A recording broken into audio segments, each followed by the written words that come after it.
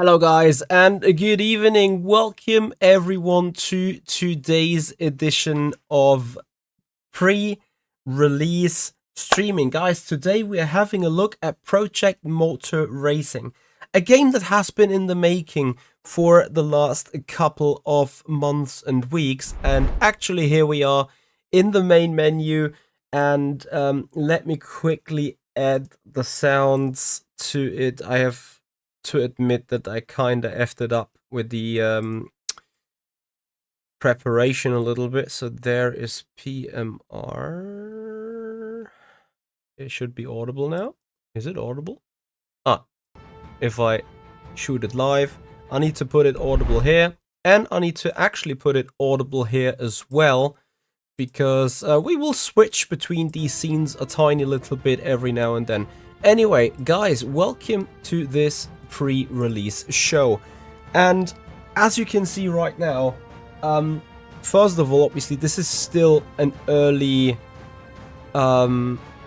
access for me as a streamer, so this may not be the 100% finished version of the game. However, you can already see a little bit of an issue as we come into the game straight away. We see that on an ultra wide screen, and it doesn't look to be a big issue in the first place, but on the ultra wide screen right now here, if I go into, let me see, I need to go down there. This might not even be on the it just is on the screen. This brings up the settings, and now I have to move back over to the menu. So some feedback that I can give straight away is like, I would appreciate like that to be somewhere into the center line. Apart from that, coming into the main menu, you're seeing the car, you're seeing like how a real team is set up on the racetrack, with an artificial floor, with a great looking car, with the mechanics, with tools in the background, actually also with like the sponsor ports in the background. I think for a main menu, this is a very nice very nice scenery setup anyway, right? But of course, we're not just here for judging on the scenes, we're here for driving, basically. Firstly, what can I say about the title? I'm quickly gonna go back into settings. On a display, on the graphics, you find the usual suspects, such as different type of settings and stuff. Audio, different type of settings. I'll leave them all untouched. Assists. You have a racing line, you can have traction control and ABS game assisted, or authentic just by the cars. Auto cut and blip, I'll leave that on. You guys know I'm not the biggest fan of historic cars, but there is a shitload of historic cars that you can actually race here in Project Motor Racing. So for me, I keep it on. Hitbox indicator, I have no idea what that is, but I think it is a visual point that we see where the pitbox indicator is. I put that on. Authentic, auto pit limiter, so I have to do it manually, transmission manually anyway. Okay, downshift protection, authentic. I don't want to know what happens if you put that to non-authentic. Probably you can shift from 7th to 1st. Trailing throttle authentic, that might be also for heel and toe, which is something I don't really do. Anyway, control bindings, oops. You have a different, it is a little bit, and reminds a little bit of Le Mans Ultimate here, because you go through the different type of things that you have. So Simucube, that's the wheelbase. Huizenfeld Sprints, that's more pedals, so only brake, acceleration and clutches mapped here. Mouse and keyboard for the pause, like camera switches. There is alternative steerings, obviously. Then the SimProject JC32, which is my button box here on the left, and the GSI steering wheel. So basically that would allow me to not only map the pit limiter on here, but also on the button box. So that is a quite nice feature, I think. Input device settings, everything you can set about your pedals, about the force feedbacks. There's a couple of global settings. I can already say that straight away. There's a couple of global settings on the FFB, such as haptic strength, headroom, smoothing, detail, low force boost, and global force boost. I've fiddled around with those a little already. However, there is a full guide about full feedback settings coming your way as soon as you are able to obviously get your hands on for the game, which is released November 25th, so in 4 days from now. And then, last but not least, preferences. Yeah, it does allow for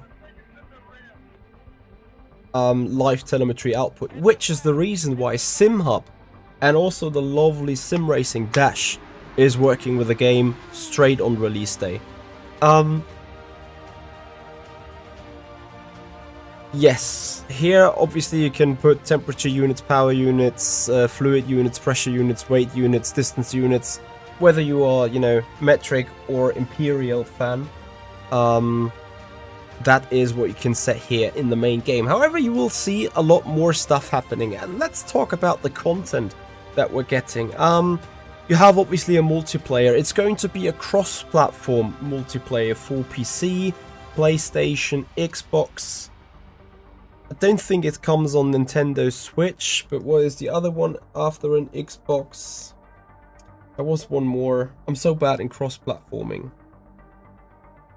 PlayStation, Xbox. Tell me, which is the other type of console? I can reduce that a little further.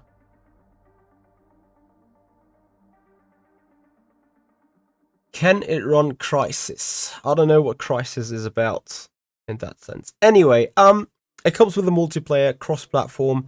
It comes with a single player where you can either just race on a single weekend with a lot of different types of settings, or you can actually run a full career mode. In a career, you are able to, and this is an interesting one, because you're basically signing up with a different type of setting, with a different type of focus. You pay fees, you get different kind of sponsor money, you get it either per season or per race. You need to pay your own expenses. So if you screw up the car and completely total it, you have to pay for it. So there is a little bit of micromanagement in the multiplayer, in the championship system, or in the championship feature, where so money is a restrictive thing. I don't think you can spend it on R&D or anything, but you need to pay travels and expenses to get to the race venue. You need to do good in order to receive prize money. You need to pay for your crashes that you do have. So it's like smart about thinking racing. But speaking about racing, let's go into the single player race area. So there's two types of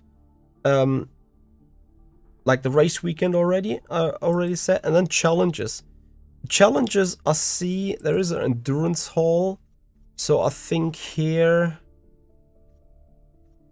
yeah, this is like massively long races as far as I can see. 10 laps of Nordschleife, Circuit Spa-Francorchamps, Spa 300. I don't think that is on a normal racetrack. 24 hours of Le Mans. I won't go into that. Factory driver. Let's see what's up here.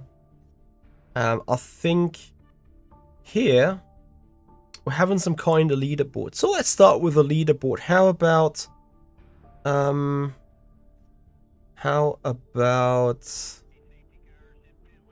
me see if there is a nice car that is appealing. Actually, Porsche GT3 Cup car, Zolder.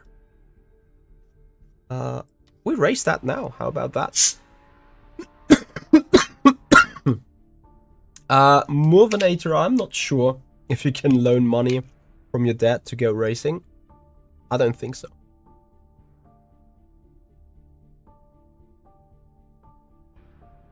No, this is not Project Cars 3. This is Project Motor Racing. Something entirely different. Alright.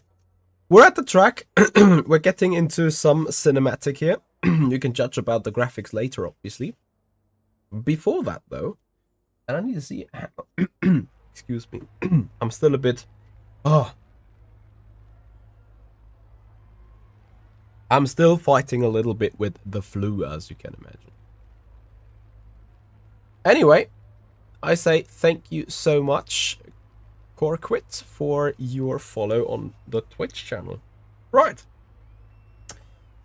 Vehicle setup. Let's go quickly through the options that you can set. And here you see a little bit of the drama that I've already mentioned regarding the screen.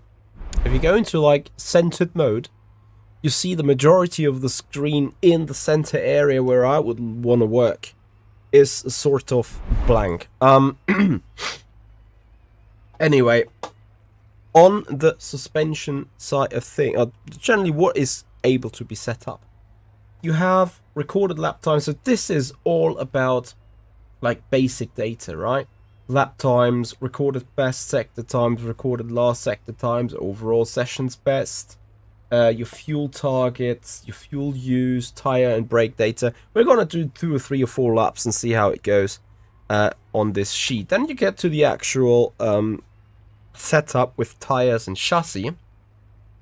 And on tires and chassis you can set pressures.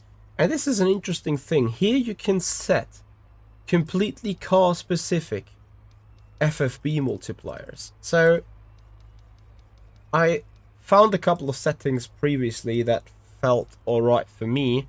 I can give you a little bit of an explanation later, hopefully, what these things are doing. That you can set in tires and chassis. Then comes the suspension. And if you're looking at the suspension, there is a lot of things that you can actually set up with. Slow bump and rebound, fast bump and rebound, bump stop length and springs, camber, toe, caster, right height adjustments, anti-roll bars, and so on. The interesting stuff is, whenever you change something right here, can't change the spring right now, but let's see if something happens. No, not yet.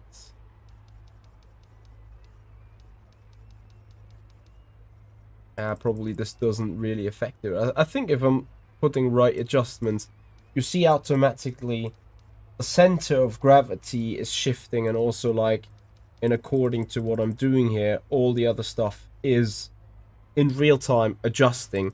So especially when you're looking into something like telemetry and so on, this is going to be pretty interesting, because you may be on the telemetry and checking out, it's like, oh yeah, the camber should be a bit more, like a bit more angled, or a bit more less angled, and I should like put the aerodynamical balance, or like the center of gravity, the overall car balance, a bit more into the centered area, a bit more rearwards, a bit more frontwards.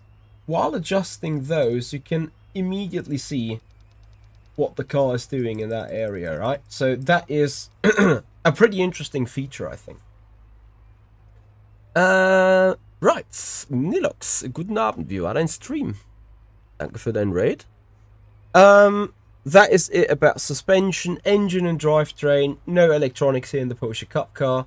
Brake pressure, brake bias, differential settings, very important, and a final drive. Obviously, you can already see on different cars there might be different options available. And last but not least, pit setup. So you can set up like a pre-made pit menu in order to get the car fueled, get the tires changed, that you don't have to fiddle with that from mid-race. Maybe, and I haven't tested that yet, you actually need to put something in there in order to be able to do a pit stop. That I don't know, but we'll find out.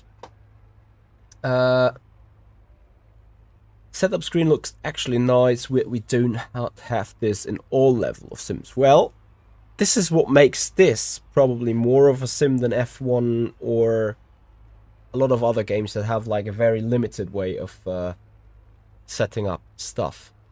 I agree with you, Domi. This is something we could miss in Le Mans Ultimate. Yeah, but once you add fuel, the reading there goes out of the window. What kind of reading or reading gets out of the window? I'm a bit confused. You mean in the essentials? Can always clear recorded data if there is any. Right. Anyway. Time about driving. Here we are in the pits right now. We are in the Porsche. And we're about to set off. Pit limiter enabled. Should have that enabled, of course. And now we just listen to the sounds and see how the cars are actually driving and what you think about the physics.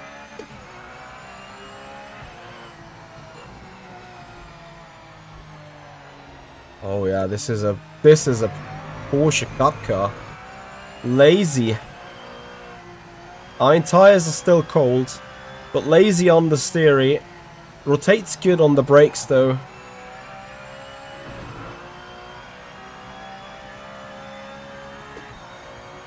Does the telemetry take fuel load into consideration? I think we can have a look at that next time we are in the pits. Hey Pierre, how you doing? So, and then about FPS, we've heard a question already as I'm missing the first corner. Can we get it to a stable more than 55? And the first insight answer, by having medium fidelity settings, I'd say, I see the FPS on the top right between 59 and 60, which I tend to agree is a bit of an issue. Let's see how it goes. So far, I think it's manageable. I don't see too much input lag or latency.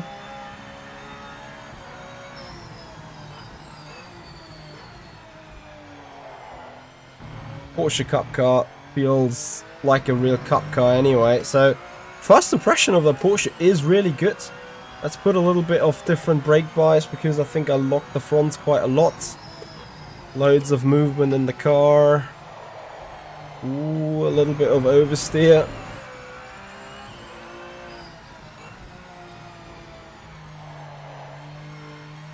Let's do 2 or 3 laps and see what we can read in the setup menu. Maybe what do we want to adjust for this particular track. Maybe also learn a bit about the car before we are adjusting too much. It might be locked to 60 FPS. No, actually I do have, and we can, whoops, change that setting live. Apex Bandit, thank you so much for your sub. Welcome to the stream. Settings, graphics, display settings. Vertical sync is off. Let's put it on and put the frame rate limit to 144. I would have expected that to be on. Usually I hate running VSync, but maybe it's required. Let's see.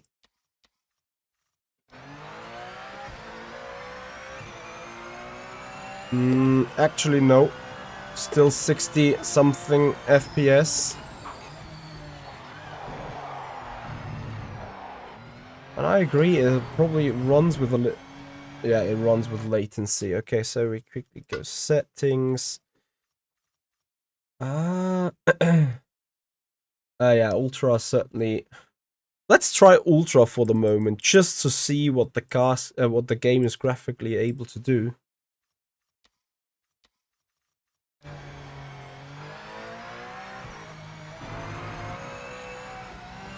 I can already see the issue probably. 44 FPS. I give you the onboard view though. For the time being, lots of marbles there.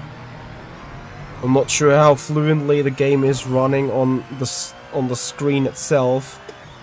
What I'm seeing is a little bit unfluent, let's say. But graphically, I think it's fine. Sky is looking alright. You can see the windmills in the back. Lots of textures. Uh-oh.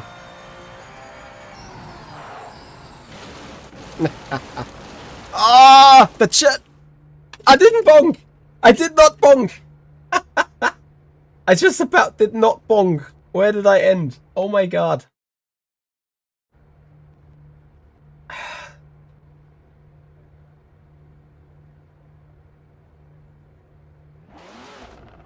I would say a couple of centimeters. Oh my goodness me. Yeah, we consider that a massive screen freeze, huh? Frame generation is off. Martin Schach, what do you mean? Frame generation is off? Anyway, I keep this... I keep this on ultra for a moment so that we can actually judge the graphical experience in itself. Can also go from the outside a bit. Yeah, arguably that may need a little bit of patching. I think here especially the field of view is a bit off. Nice animations with the gravel. Generally, I think graphically it's an appealing game, for sure. What are my PC specs? I'm running an Intel i9 12900K, 32 gigabytes of RAM, and I'm running at 3080 RTX.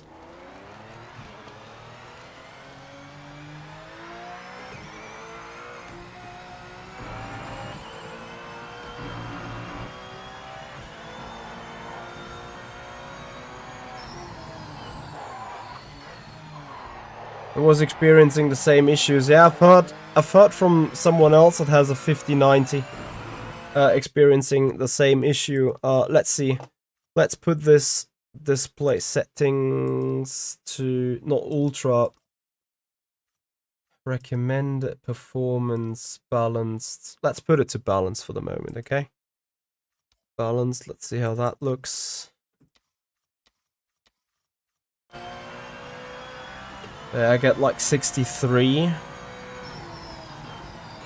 FPS. This mouse is annoying a little. And whilst I believe it is not 100% fluid, I think it's fluid enough for actually enjoying it. We will see a little bit more of a stress test in a moment when we're going to take out cars in the rain.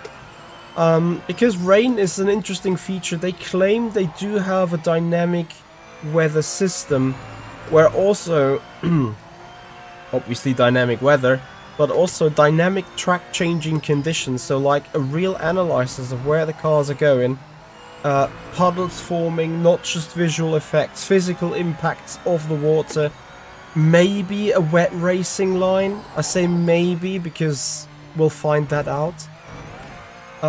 Maybe also a dry line only where the cars are going and so on. So let's see how this is going. It is the very beginning stages here for... I shift too aggressively.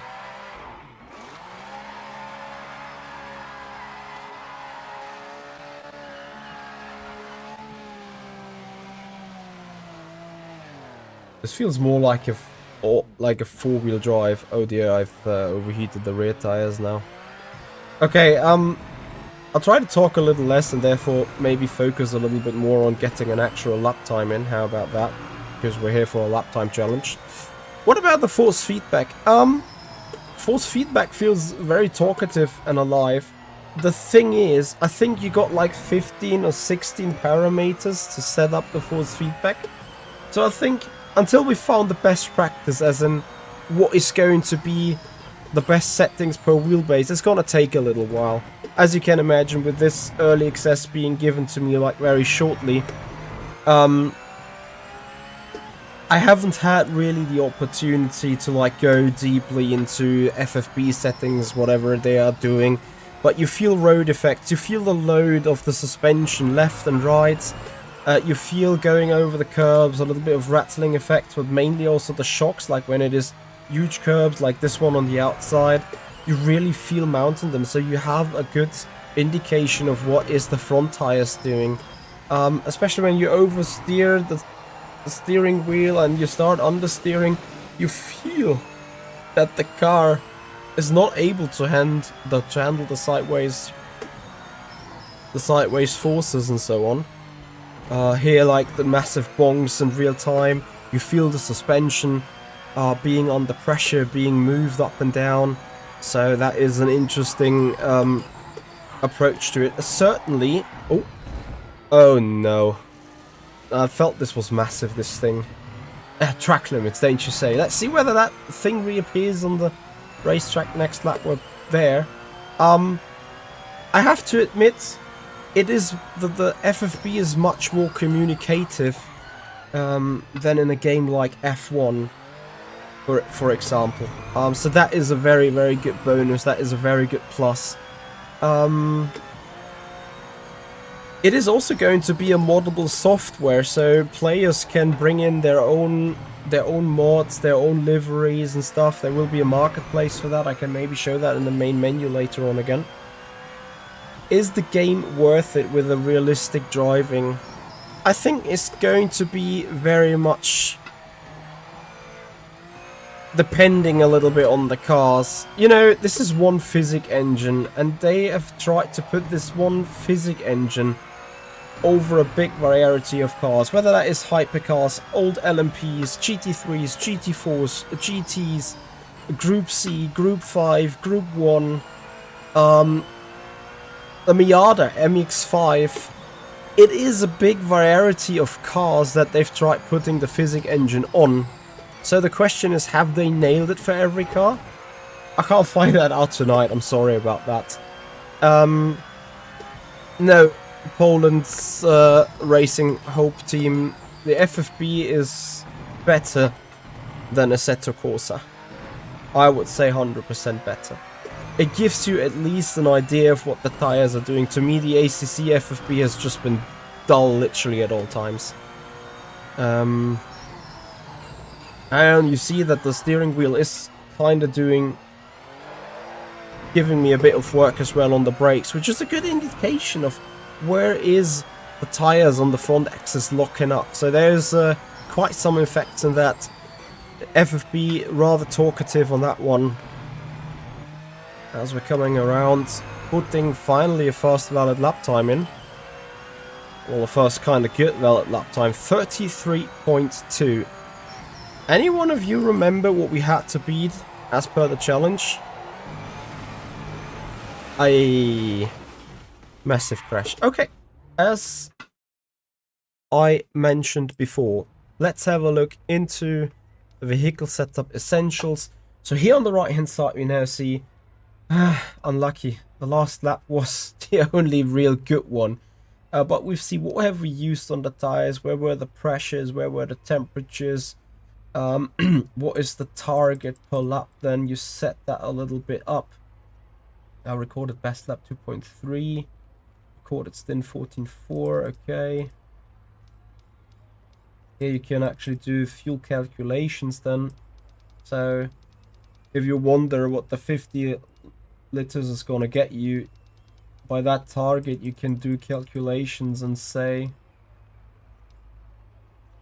is that a feature? Is that a bug?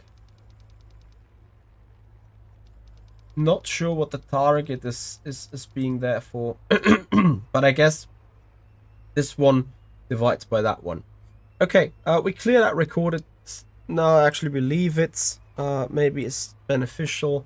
So let's open the differential a little so that we get a little bit more rotation whenever we are off the throttle. We adjust the brake bias already. We give the front tires a little bit more pressure as we need a little bit more heat. And we reduce the tire pressure in the back ever so slightly. We keep the rear wing as it is. We are adjusting on the suspension. Give the car a bit more rake. This is not a high-speed track, so we adjust that a little bit. And last but not least, the bump stop length. I want to keep that a bit lower so that the car is really good on traction. Right. Moving on. And that brings me to the next topic. The MFD. Here you can see best lap, potential lap numbers and so on. You can also have some mid-car adjustments, so I can use my steering wheel to adjust the anti-roll bar settings. Maybe I'm gonna go a bit more soft in the front because I want to have more rotation anyway. I can adjust the dash page, which will change the dash page here on the Porsche in-car. Then I have, I think that is my pit stop menu. Damage repair all, fuel refill amount. We can do a pit stop just right now to see how that looks.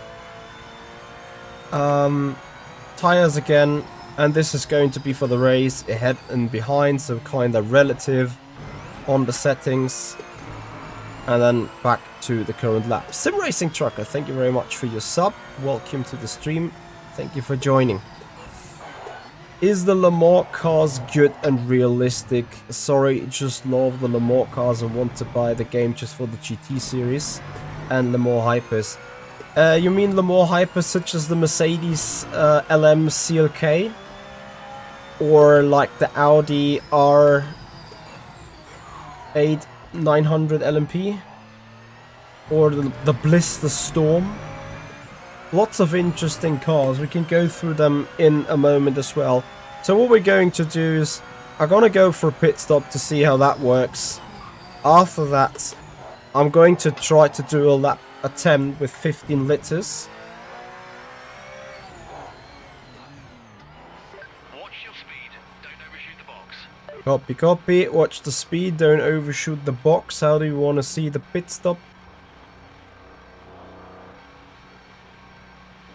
Probably a fancy animation around it.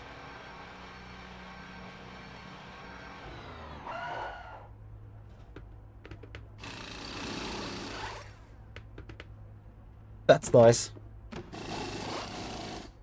That looks fun. I obviously would love to see what's going on, like replay wise or like just getting out of it. And we are released and off. Okay, now the problem is I do believe though, Clear of pit lane. yes, we have 100 litre of fuel on board, which is shit for a hot lap, as you can imagine. So we quickly return to the pits, go to the drivetrain, reduce that to 15 litres, go for a hot lap, and then we see.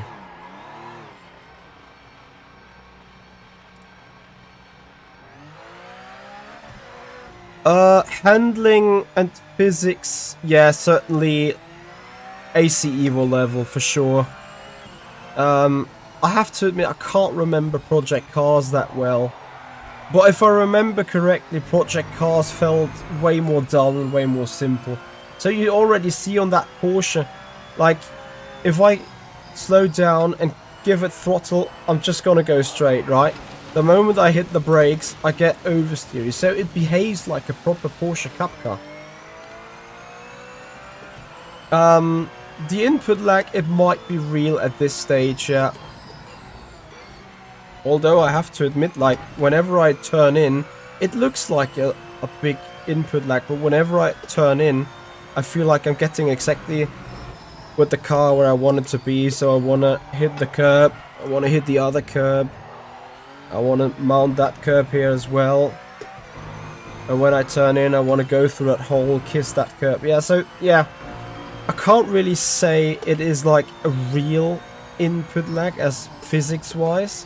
Because whenever I turn in, the car is absolutely doing what I want it to do. I may agree that the animation of the steering wheel seems off.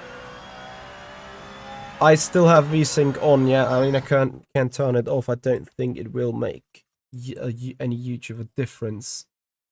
Double buffered off, save and exit, but I think it will still keep me from or it will still keep the latency on. We'll see about that in a moment.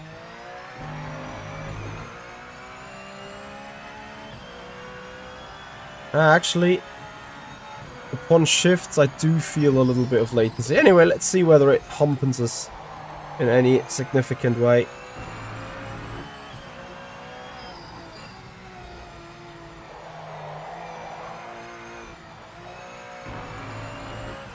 Come on, rotate, rotate. Ah, it doesn't rotate, need to get off the throttle. It's a proper Cup car, really need to be off throttle enough for the rotation. Yeah, I agree. With the 60 FPS, it really looks delayed, and it would make sense. It is happening the same way in different games.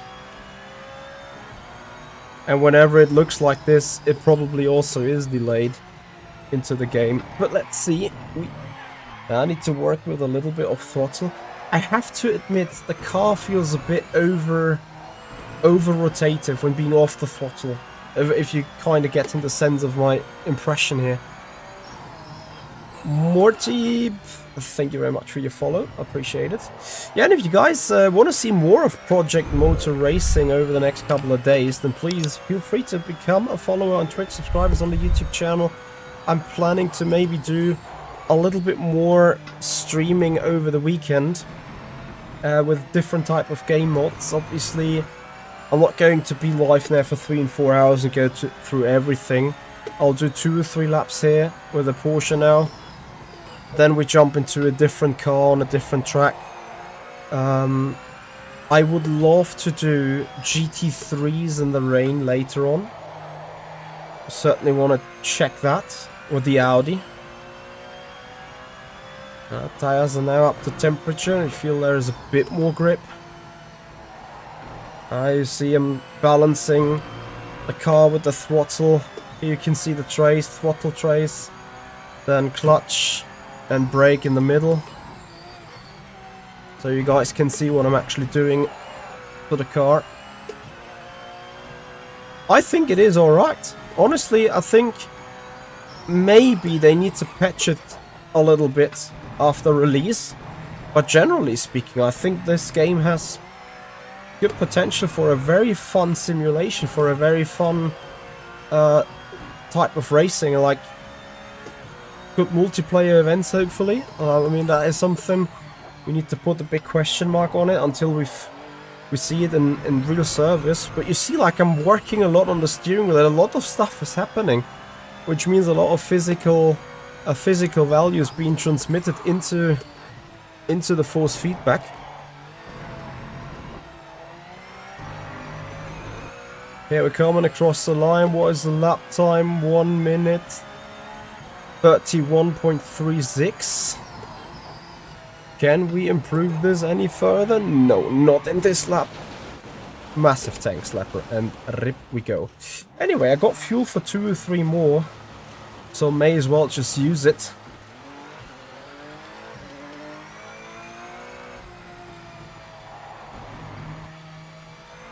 Well, I think 16 cars grid, depending on what you're doing. If you're racing Le Mans, I may agree, 16 cars is a bit little. But 16 cars grid around Zolder here in Porsche Cup car is reasonably okay, I think. Ah, Eza, you meant the latest hypercars. We can have a look into hypercars as well. I'm gonna bring out the Audi R8 900 LMP though. That's like at least once, because this is a fabulous car. Oh, the anti-cut throwing me around.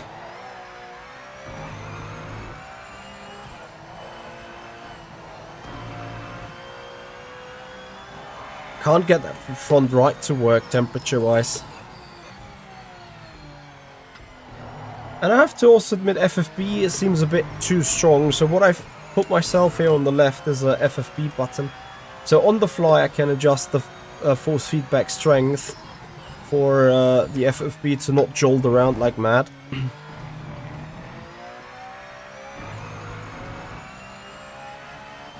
So, 1 more lap, maybe 2, depending on the fuel.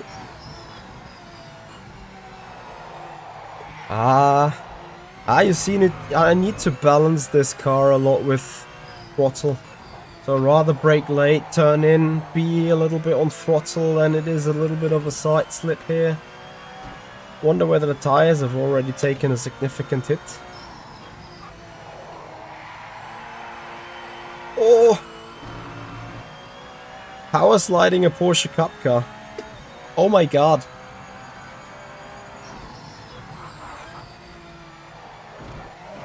A very direct way over the chicken.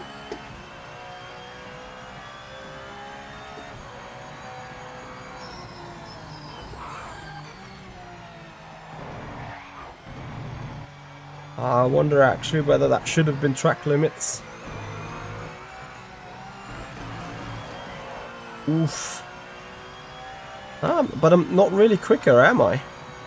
Feels also a bit like tires are potentially overheating. Now I've completely locked up. Oof.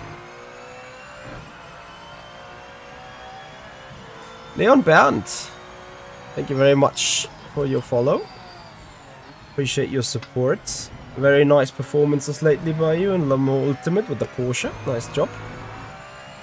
So 3.6, final lap coming up. Can we do it? A bit more brake bias to the front then.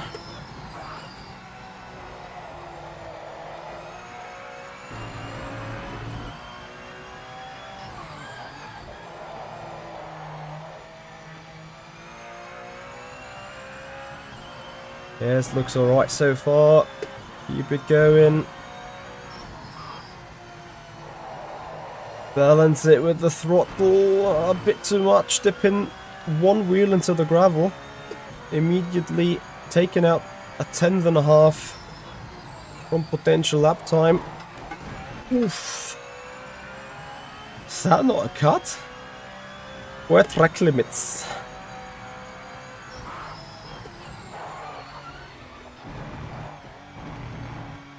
That should have been track limits.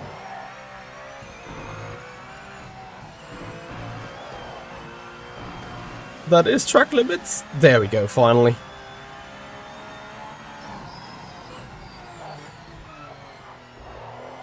Well, you're getting my point.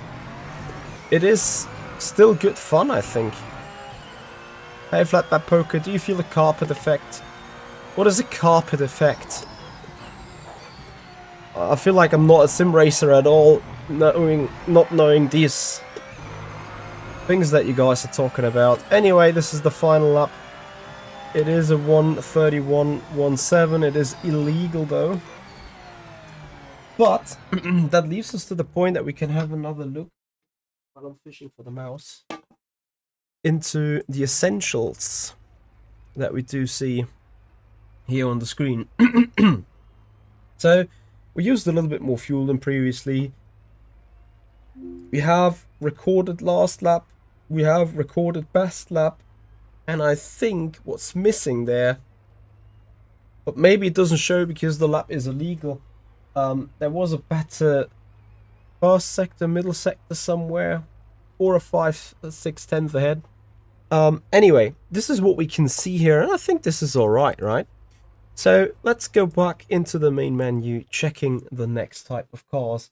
And obviously, guys, if you're watching this as a video on demand or also later after we are done, please feel free to let me know down in the comments area below what you are thinking about this game from what you've seen here. Right.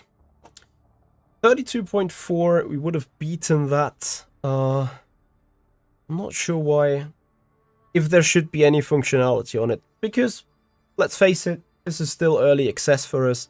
We go into setting up a single player event, and we're taking, I want to do GT3s first because I want to do GT3 with a rain, see how that looks. And I'm taking one of my favorite sounding cars. It's not my favorite as in brand, but favorite sounding. Same with that one. Lamborghini GT3.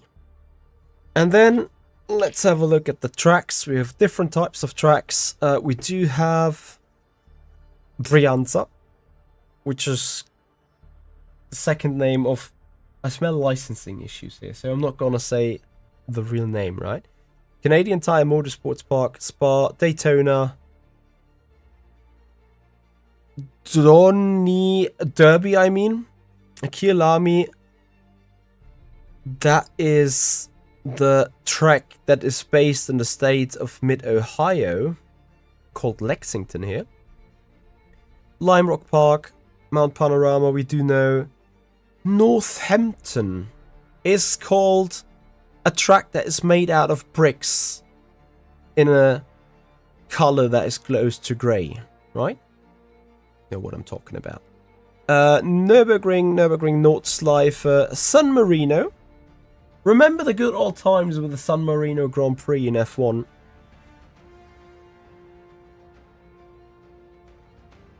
Sebring, Spielberg, Sao Paulo, and Zolder. And I think, for checking rain and different lines, I'll take Spielberg here. Okay, what I wanted to do on the weather then. Weather type is hot. Not sure what weather deviation means. Weather slot duration. 5 minutes. Rainfall random average hot. Can I add more?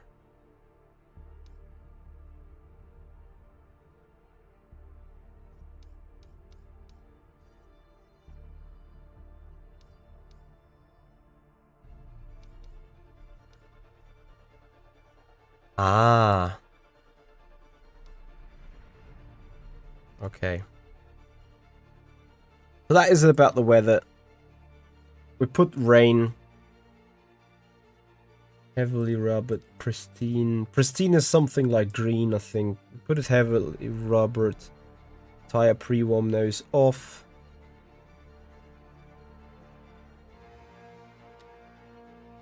Let's put a couple of GT3s. 20 in total. Let's see how it goes.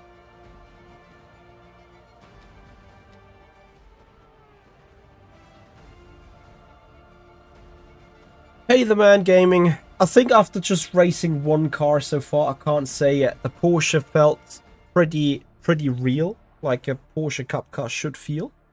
So I'd say it looks more physical than a Simcade. Maybe is a bit better. We'll have to see though.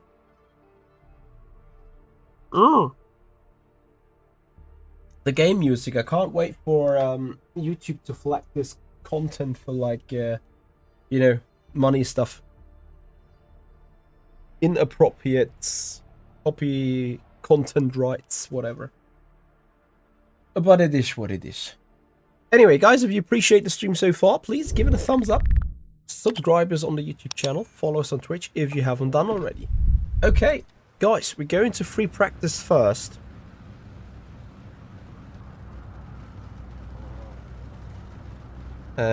Wipers.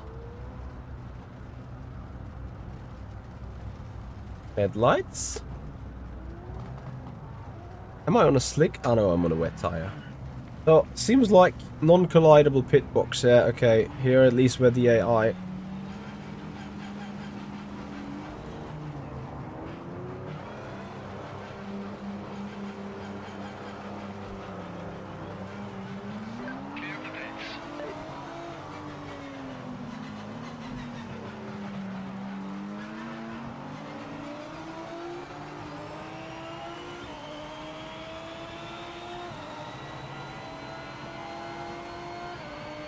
I would love to speed up the wiper though.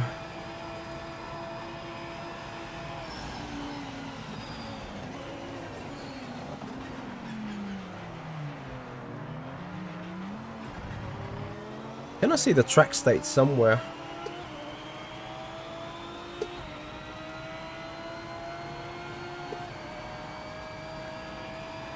No, not really.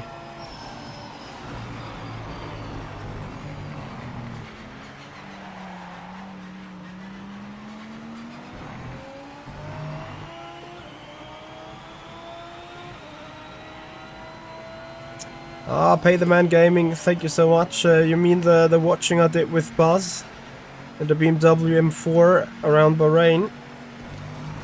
I have to... Wee! Yeah, that's what happens here if you put a wheel into the gravel.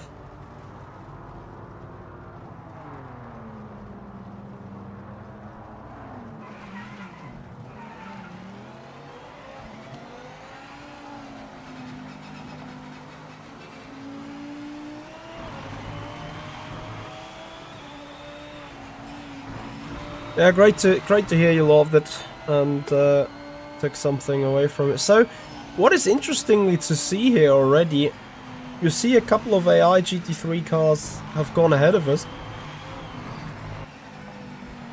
So we clearly see their path that they've just drove along.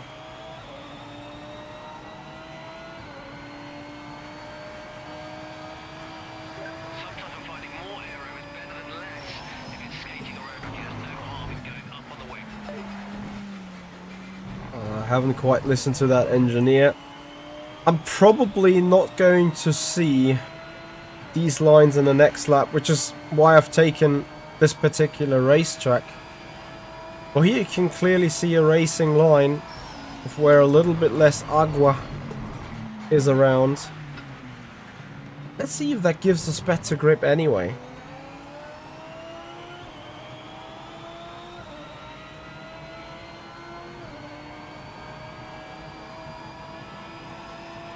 This is pretty wide already. I'm on purpose now braking on the wet stuff to see next time when we do have a delta whether staying on that kind of dry stuff is the better option. Which, because it is AI, is a pretty narrow line anyway. But I think this is a pretty nice feature. Much better than... Oops. Did I get bonked from behind? Much better than like what Le Mans Ultimate has to offer right now. In GT3s, I don't necessarily think it's much better than ACC. You guys know that I'm not having the highest resume of ACC either. Especially here in the wet, I think it's a bit too easy to drive. You know, like, the track should be soaking wet. But it's not. And as you can see, we also do not see our lines from the outlap. Like also here where we went last lap around. Probably needs more than just one line to go there.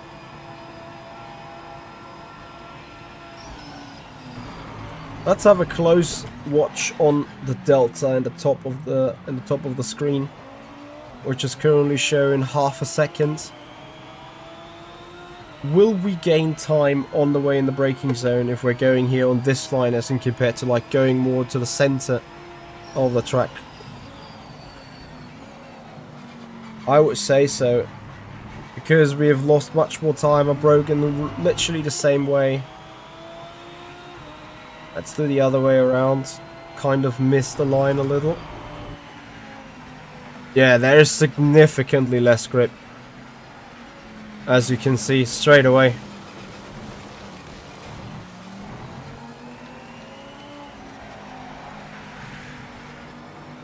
When you're here on that dry stuff, or on that more drier line, you'll have much more grip.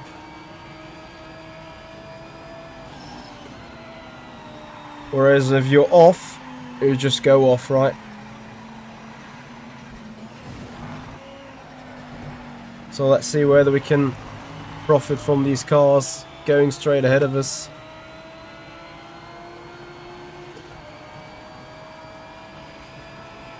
Why are my hands in the game of the giants?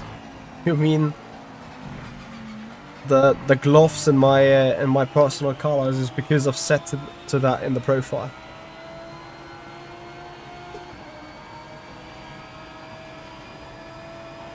And if you think the hands on the steering wheel in game are a bit too huge, whee, a little bit of aquaplaning going up the hill. I could potentially see that, yeah. So, currently sitting 20th, we need to improve by more than 2 seconds. And then we go for a 3-lap race, nothing too crazy.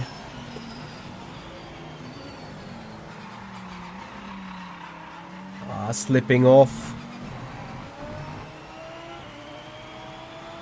FPS is still 64, so despite there is rain, despite there is 20 GT3s, the FPS got no worse, you can say.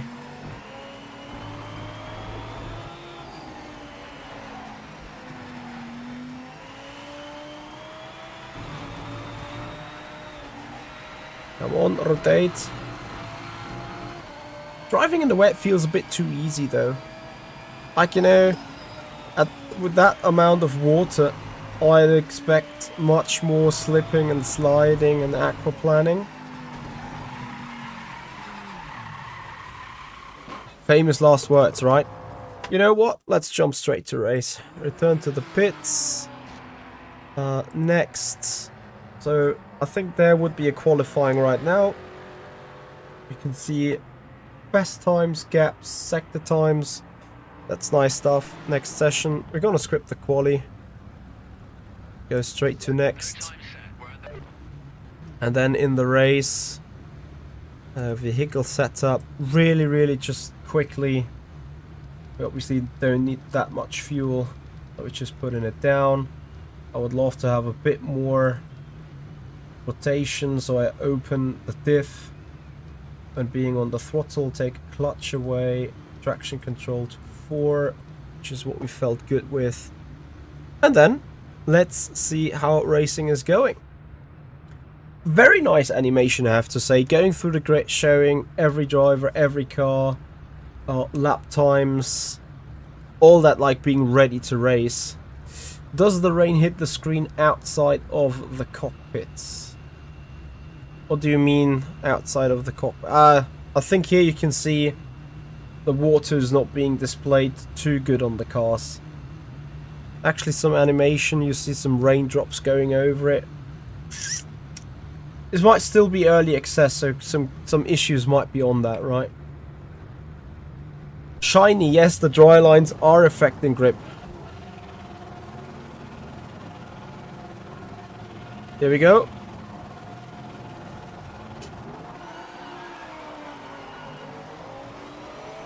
Hardly ever started the GT3 car with the clutch. Spray, I can't see anything really, can I? Whoops. Oh, yeah. Restart. Just because. Good luck, mate.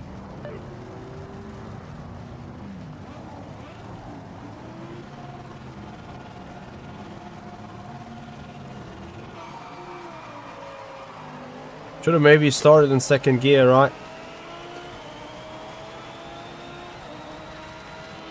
No, rain does not hit the TV cam as far as I can see here.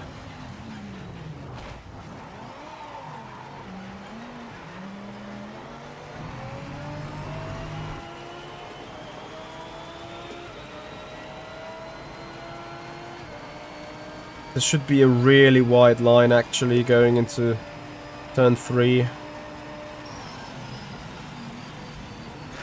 Hey!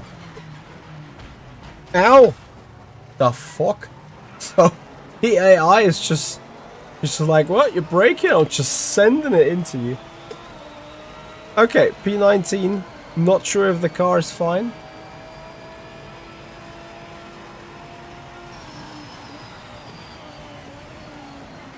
Oh, this time I sent it too much. That was a weird reaction of the car I had coming off my front bumper. Ow.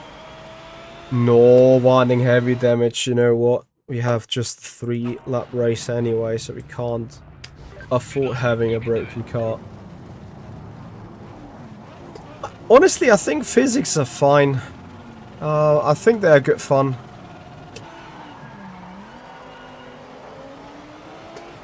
I think it's enjoyable, like really.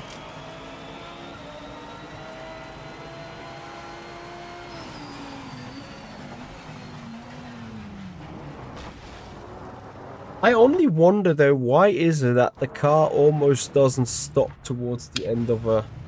And I need to do some tests about that. I will, like, on purpose, be very, very slow. Reaction times are getting better though, at least. So I wonder if I'm stopping here. Like the last little bit before actually becoming completely stationary takes ages. Anyway, let's go racing. There is no dry line when the race is... Well, you see there's the first ever dry line coming up right now as the car's going the fast time into the corners and stuff. Arguably, I'd say the AI probably needs a little bit more of fine-tuning, I would say.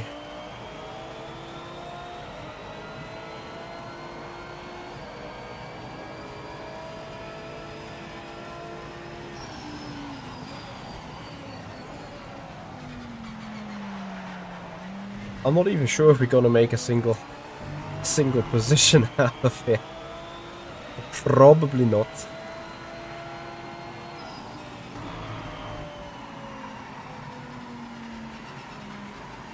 Despite I should find best track conditions at my end.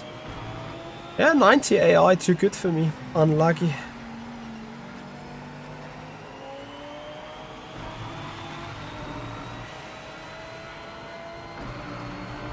Jill Tiago, thank you very much for your follow on Twitch. Welcome to the stream. This could really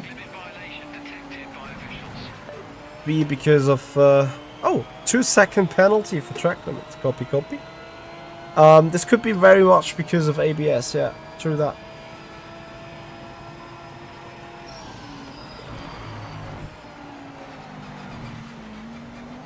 So let's see. Lap 2 out of 3. Nothing really I can do. Does my brake travel hit 100%? Let's just check whether that bar goes as much as throttle when I'm braking. Yeah, I do see 100% here. It may get regulated a little bit because of ABS kicking in. But generally speaking, I see 100% of brake activation there. What do you guys think of the sound as we speak about it?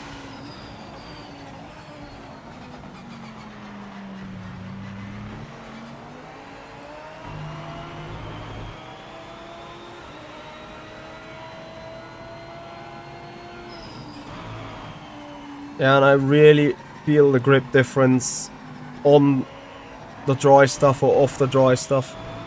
As soon as I'm off the dry stuff, I immediately lose ground. As you can see here, the rear axis lost the dry stuff at first, immediately going into a little bit of a spin. A Smooth, thank you very much for your sub on YouTube. Welcome to the Project Motor Racing preview stream. So I need to do some moves. Can I do a move? And also gain 2 seconds because of my lovely penalty.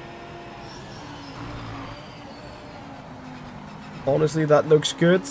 And if I'm entirely honest, where can we dive bomb? What do you think, guys? Where can we dive bomb? Can we dive bomb somewhere? We have to. Here on the outside. Going for the brakes. Going for the outside because cars will be stuffed on the inside. Acceleration against that Aston Martin. We still have that Ford on the inside there. Oh, that's bad. Maybe we can force him off. Brake late. Way too late. Oh, no. Oh, we put another 2 seconds of track limit violations on top of that. Oh boy. What track do I like the most so far? I only taken two tracks. Actually, Spielberg here is quite nice, quite fine. It's actually good stuff. Okay, we're about to finish the race though.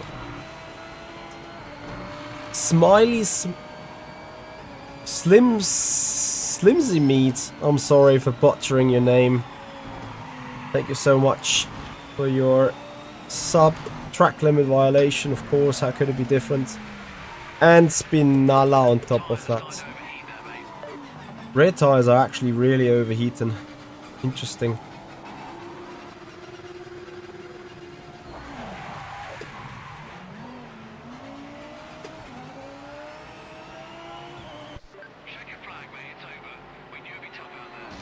okay, grip positions, gains, points for championships. Usually that would be... Alright, cool. We finished that race. We can go back to single driving a different car on a different track. I want to next up to, first of all, get hot, off, confirm, get me into the LMPs, into the R8 LMP 900. Then we're going around Sebring. Where is Sebring?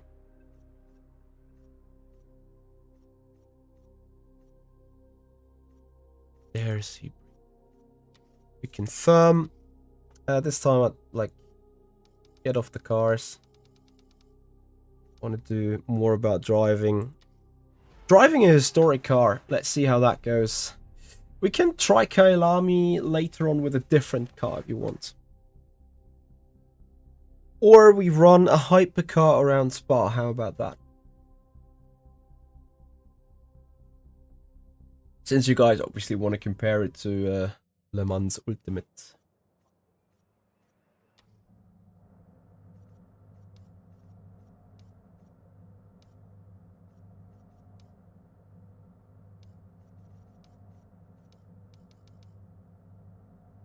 Bear with me real quick. Not sure if I can do that live now.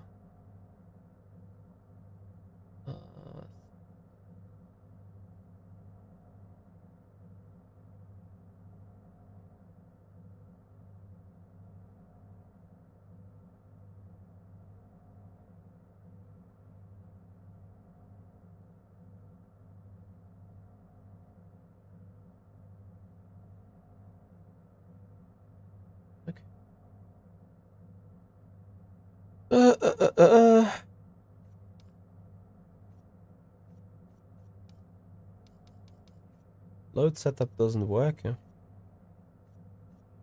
Okay, whatever. We're here for driving, not for setting up cars. I do want to set up some stuff though, which is, yes, the FFP stuff.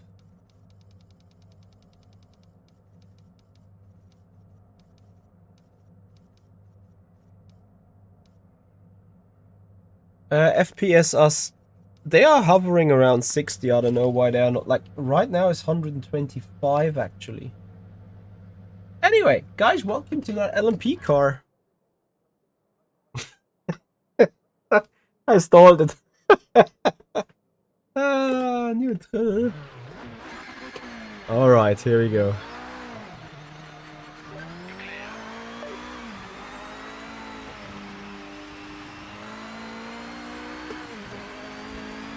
Right, proper LMP machinery. Weak brakes, cold brakes, call it whatever you want it. Car is drift slidable a little bit. It has a massive power in the back end. We will reach over 300 kph, but it's such a good fun car. Dante, I'm not sure if tracks are laser scanned. I would at least say they are very much detailed. But are they laser scanned? I don't know. Especially Sebring looks a bit too flat and not bumpy enough for it.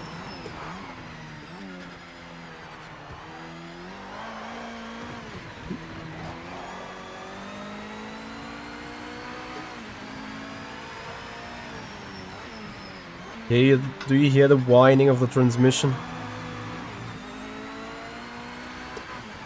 Oh, this car is good fun. I think this LMP Audi is one of the most enjoyable on the game.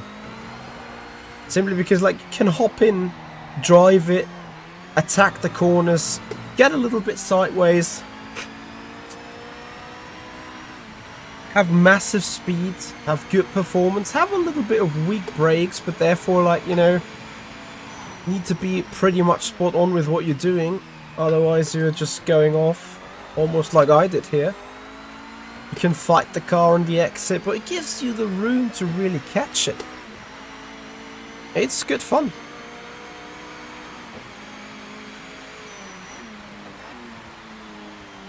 Ah, there we go. Broke way too late.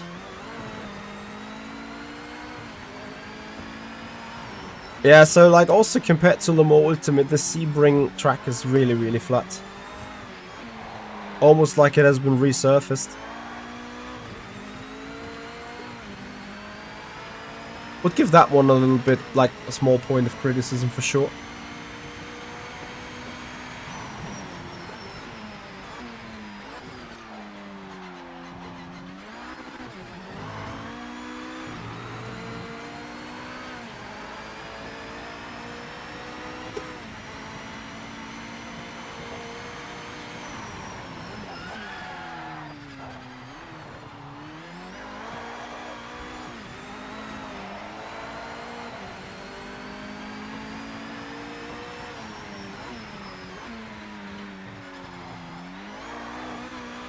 Ah, lovely. Cars on the edge, no ABS, no traction control, just pure driving, being in control of the car.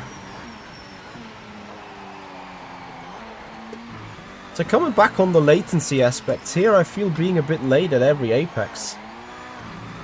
Maybe this makes sense because this is a faster going car, therefore, you know, a little bit more issues.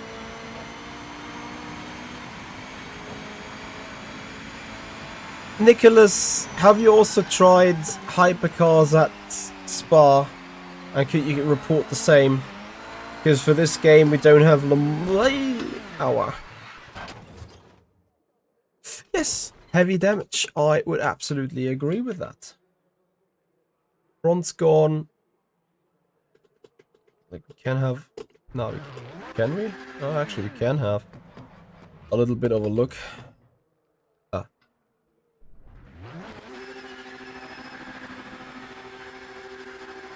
And a car looks scratched and stuff. Okay, let's just grab a new car.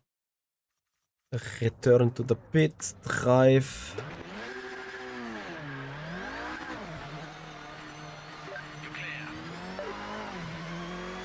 What can you say about optimization? Dante, what kind of optimization you're talking about? Or like you're referring to?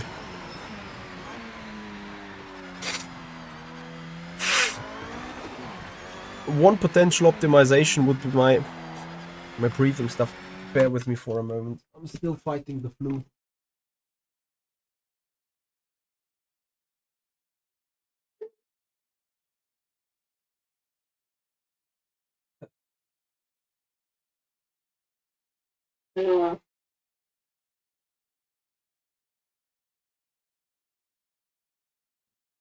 Bear with me for a moment.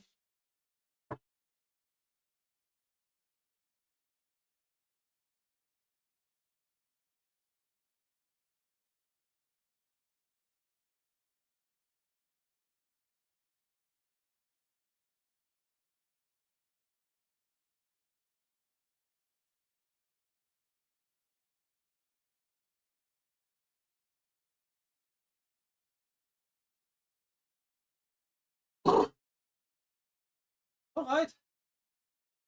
Okay.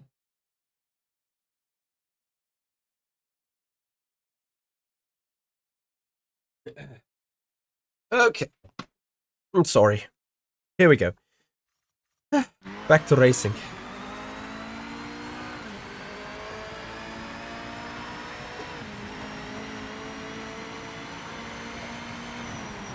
No, it was no fault. It was me sneezing and blowing the nose.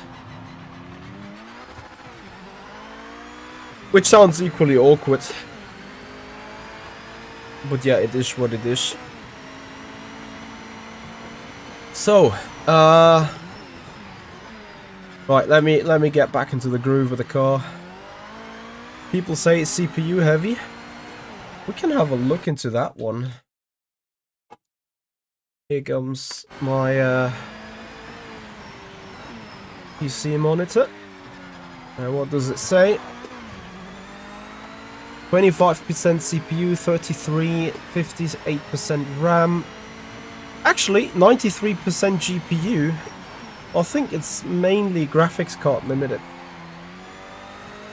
And I think that would be the first and most important part of optimizations that they should be thinking about. 37% CPU. And Giants in itself only loses 10, 13, 15, 21% of the CPU. I think that's fine. I mean, obviously I got high-end CPU in the PC, but generally speaking, I don't consider that being an issue. Yeah, game is good fun.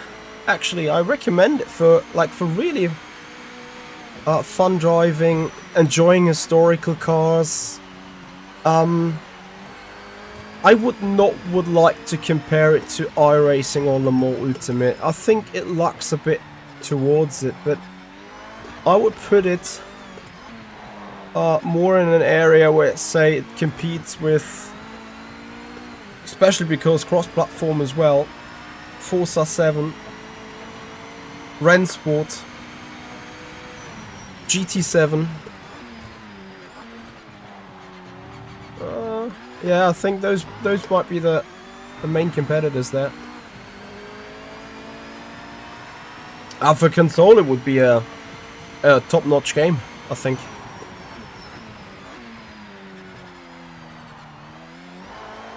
I can't rank it yet because, like, I haven't absolutely not done enough of the features yet. I wanna have a look into deep dive of career mode, maybe.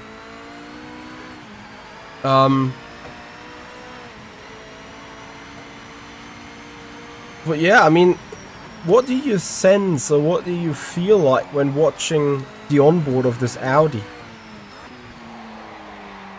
I mean, probably you see him slipping it a bit, but it's good fun, no?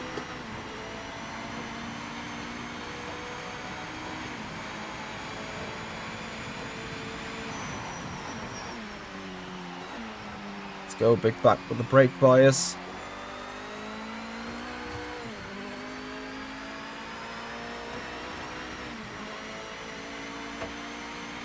Yeah, I think, sadly, AMS2 never got their online system to work correctly.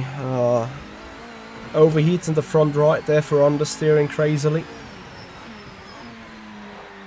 And that kind of caused them to, like... You know, the online system was so buggy because it was always like one player that kind of hosted a server, and when that player left, the entire server crashed. So... yeah, unlucky. There's not a perfect architecture for that, I think. And then AMS2 had the issues of the cars. This Audi is also going a bit sideways, I agree with that, but I think it is more of a historic car. Maybe they have been that livery in the back, I don't know. But what I'm trying to refer at, like in AMS2, cars generally got that drift slidey. I think even more drift slidey in order to gain performance out of it. And like just the overall concept didn't go too well. AMS2 hypercars, top times were 1:59 to 2 minutes. That is accurate to LMU, yes. Well, we're gonna find out what the BMW hypercar in sort of stock configuration is going to do around Spa as well. Lance Allen is back on RF2. Why so? What are you racing there, buddy?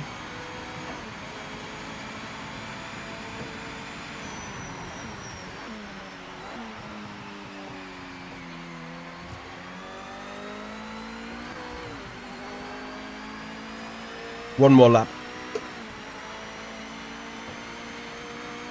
Yeah, I think PMR feels better than AMS2. The cars are not that drift slidey and therefore also not that endangered to run out of tire in a long run, perhaps. I mean, having said that, nah, maybe, like again, I can't really rank it, but just like from out of the box feeling, I would see that PMR is at least very, very close to AMS2, maybe better. All depending on the car sometimes.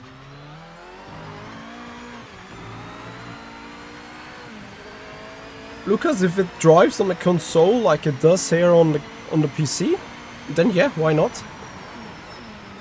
I obviously not running it with a gamepad, so I can't really tell.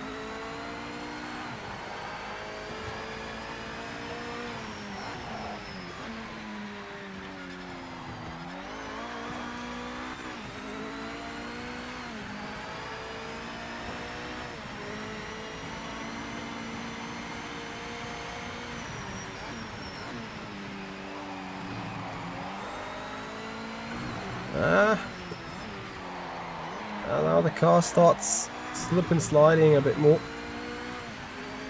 11 puppy 90 tires over 100 degree makes you feel like something is not fully correct here. 111 we see in the rear left, yeah. Yeah, maybe some optimization still required. But again, this game is, I'm running, oops. Oh, there's still my old front bumper, have you seen? Come on.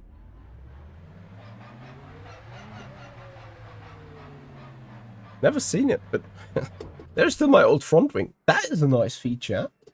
I haven't seen a game yet where this disappears, and where this doesn't disappear. After, like, you know, pressing escape. Tire temps could point to preload being too high. Tonch Max, hello there. Thank you for joining. Please try LMDH. That's the one thing we haven't seen yet. Yes, we're going to do that right now. What can I say about the FFB? I think the FFB is alright. I think it's nothing breathtaking. I think it feels better than the average game. It feels better than Rensport as far as I can remember. Equally to AMS2, I would say. Okay. LMDH. BMW. Because we're racing a BMW and LMU right now. Right. And Spa. Where is Spa? And then I'm open for more adjustments. As we are putting the race button. Yeah, guys, I hope you're enjoying the stream so far. If you do so, please, guys, consider giving this a like. Hit the subscription button. Follow us on Twitch. Guys, we're lacking 10 more subscribers on the YouTube channel for 14,100. Can we get that going? 10 more to go. I would massively appreciate your support here. Contracts, you are welcome. Thank you for being here. Thank you for joining. Right. So we are going to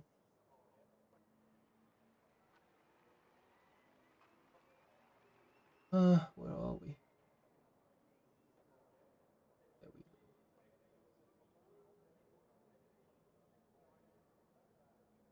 go. Epic and developer, thank you so much for joining. Much appreciating your time. Okay, here we go.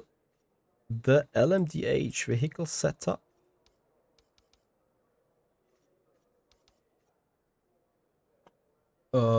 Yeah. Just doing a couple of small clicks which do the obvious things. I'm taking the same FFB stuff now for every car at the minute, because, like, I know that it works. Keep the wings to the bare minimum. Precious. Just drive. I find it too frenetic driving. Looks like that the speed of cars is not in line with reality, at least not on par. It looks quite arcade-ish. Thanks for your opinion, Paolo. Hammer down now. Black Cat, thank you so much for your sub.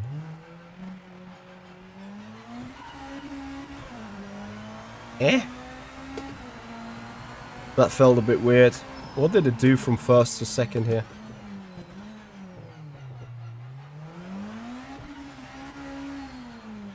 That feels like an old gearbox, huh? Anyway, let's drive. Yeah, Old Cosworth wheel for whatever reason. I would have expected a BMW Motorsports perhaps. Sman 14729, thank you so much for your follow on the Twitch channel. Appreciate it.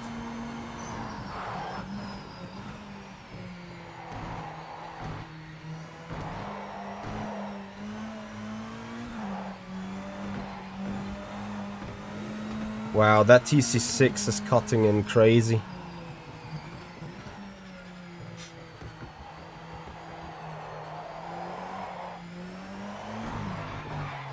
Oh, actually that FFB is strong.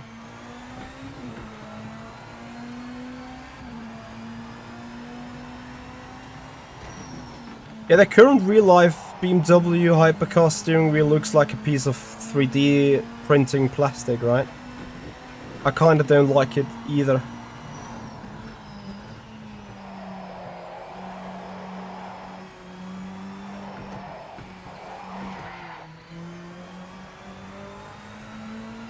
Man, what do you mean mistake of pre-ordering? If you saved some money, that is never a mistake, is it? Steering feels oddly direct.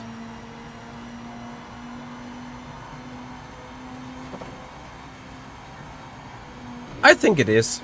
And I think it comes with a couple of interesting features.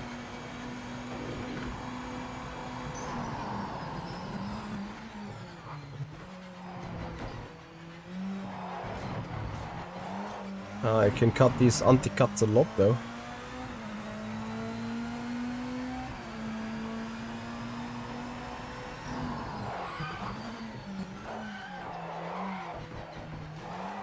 That phone is pretty direct.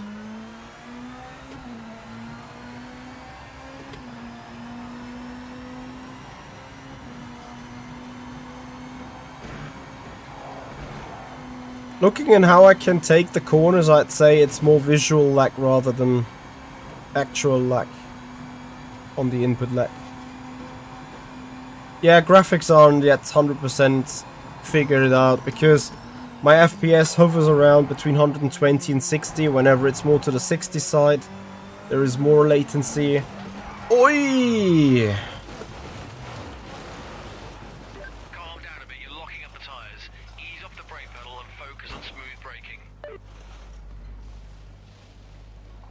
Can you stop? Wow. So that gravel stuff just took me straight off. Okay, let's have a little bit of a look. The car feels way too direct in actually steering.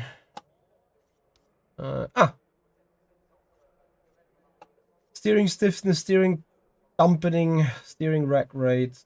Probably that rack rate is... Why would you not be at 1?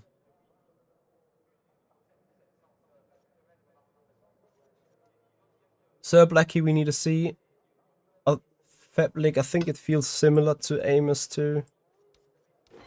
You would not be able to go that fast in Le Mans Ultimate. You mean in corners or in straights?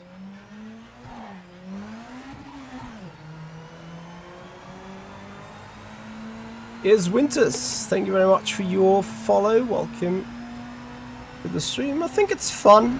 I think it's alright. I think it's a good addition to the sim racing market. Fresh air, fresh clean stuff.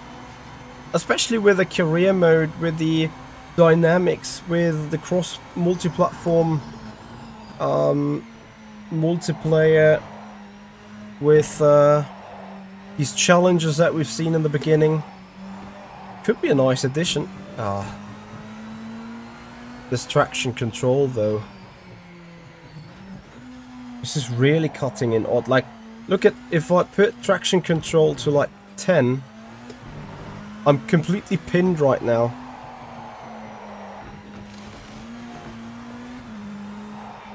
Pinned. Look how much it's cutting in.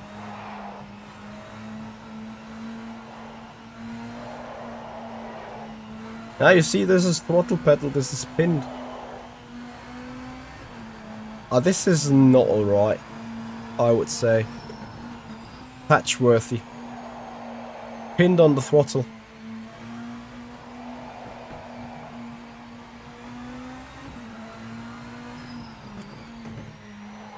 Pinned on the throttle.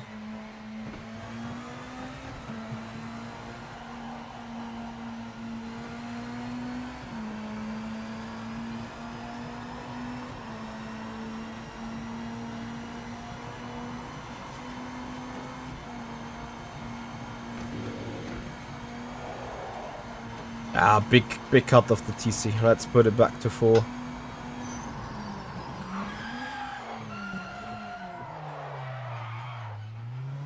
Let's say that was a little late on the brakes.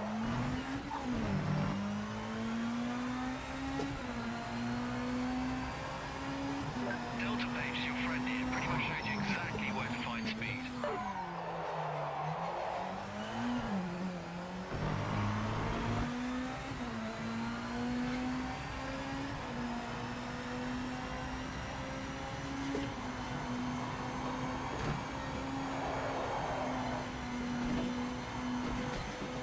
Ah.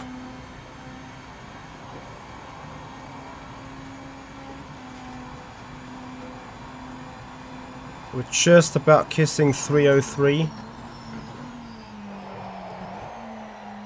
Car feels heavier than Le Mans Ultimate. Like more weight on the car, you know.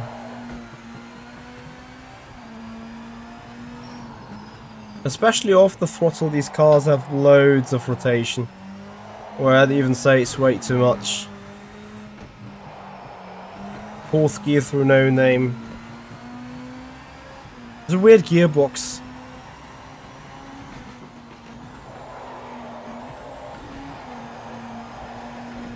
Okay, track limits accepted.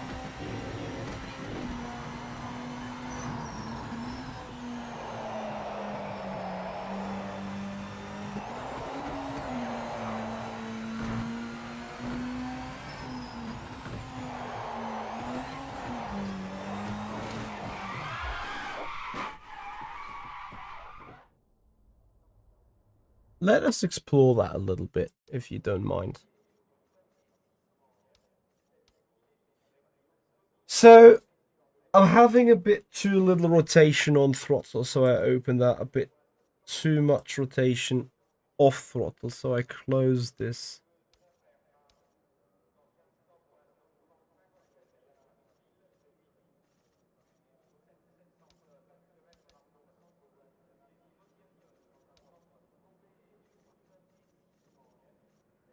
Spring rate at the back's a bit high. Let that equal. Add a little bit of front anti-roll bar. I think like the car's a bit too pointy at the front. With that, we'll just have a go. I want to do a competitive lap time, like got about the TC. Clear of the pits.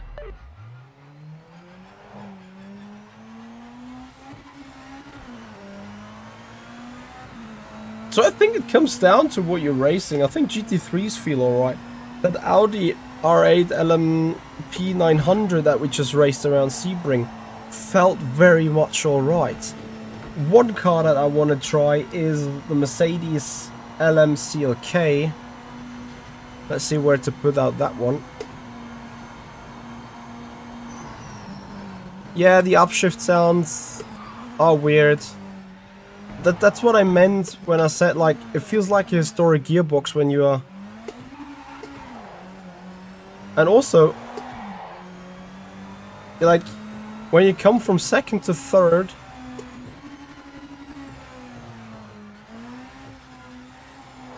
like here it gives you a proper shock in the back, I think.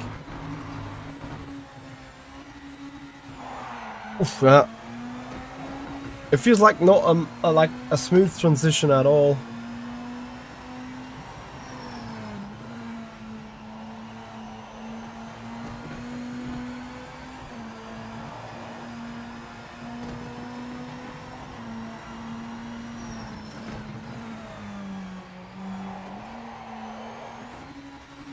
Also 2nd gear at the end of 125 kph. I mean, I don't know what it is in LMU, but I think like fast is almost going that long. Anyway, the question is, what is the lap time compared to Le Mans Ultimate?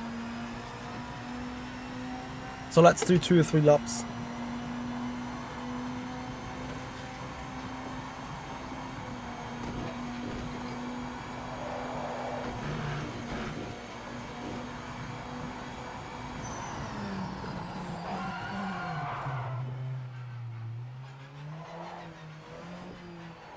Winters, is it you, Arno? Because I know that Arno, another streamer, he also mentioned the GT3 Aston was pretty fine. Now we can try the GT3 Aston around here as well as a reference.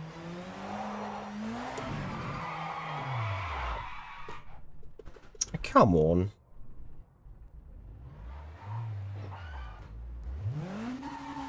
Patrick Schreiner, hello, thank you for joining. Yeah, something is odd with that gearbox.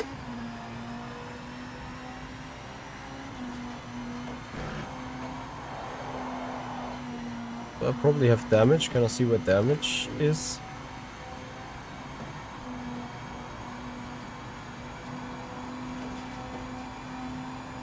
Let's just see.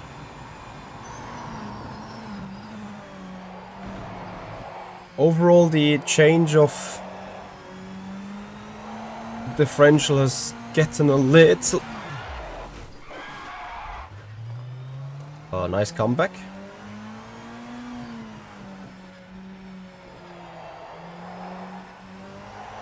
The change of differential has given a bit more of a predictable balance in terms of off and on throttle.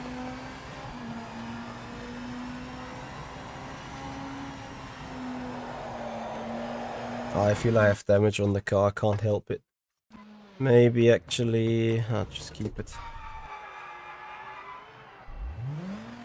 Hammer down now. Also, what is that?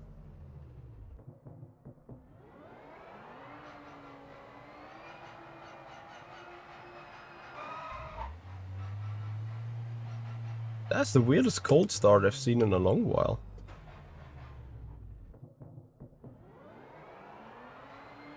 So I'm at 40. Little bit throttle. I lose 15 kph from popping the engine to life. Eh?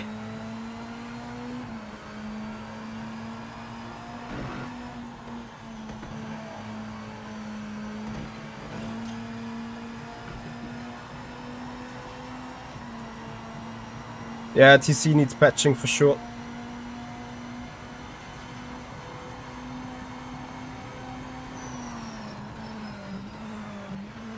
Yeah, Martin, I would assume so. Like the hypercars certainly have a weird feeling on the gearbox.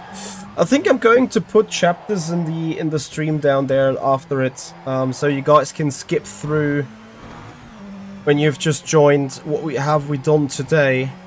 And I have one recommendation, actually one request to you guys. If you could go into the comments area below on the YouTube video later on, and put the comments that you've seen maybe elsewhere, you've seen in the stream, that what you do want to be addressed, like things that we need to fix. There, you know, there is things we need to fix, like. Or they need to fix, better say. They need to fix the gearbox here in the hypercars, the driving of the hypercars a bit.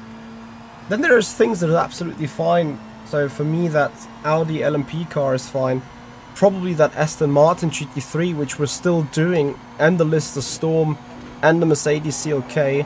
I just want to get this lap time done. And the other cars I'm kind of rushing a bit through.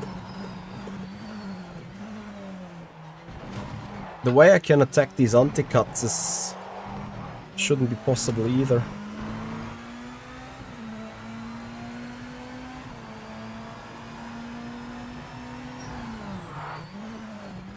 Not sure if there's no rolling starts.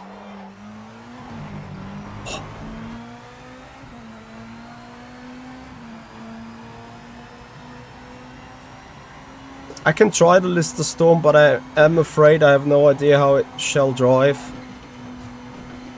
Oh, here we certainly got some input lag involved. Well, some latency, but what we're seeing on the screen is probably not all just visual.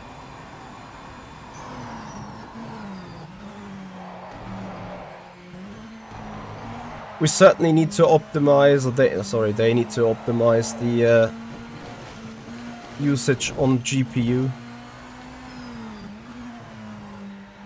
I think it takes too much resources. Wow. If you can keep the car balanced, there is insane amount of cornering speeds.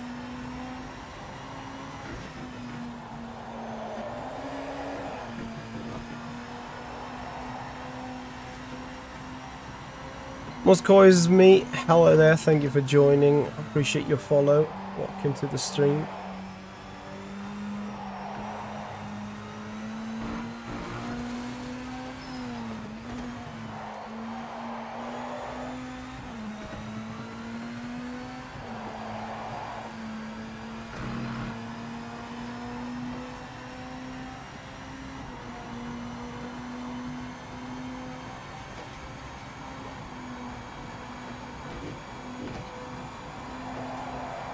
Despite the cars are ridiculously fast in all these corners, I'm not sure if we're faster than Le Mans Ultimate lap times here. I mean, it was a shabby lap, okay, let's face it. Yeah, let's face it. Lap time is 2:06.5.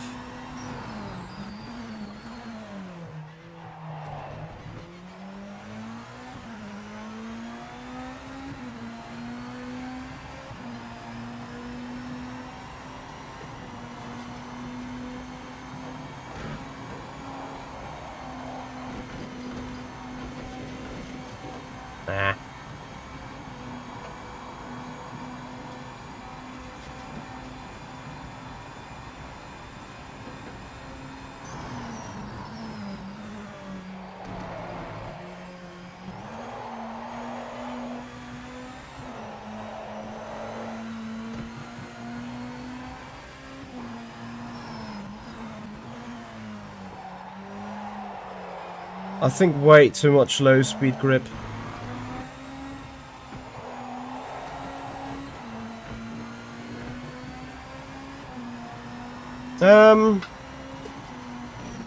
When having done the GT3s before the LMP, it felt good. This hypercar stuff is a bit of a setback, to be honest.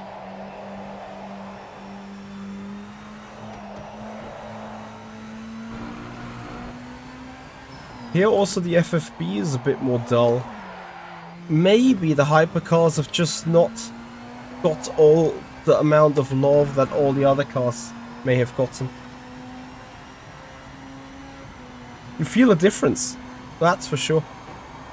You can clearly tell also by the way I'm driving this car compared to the LMP car that we raced around Sebring a moment ago.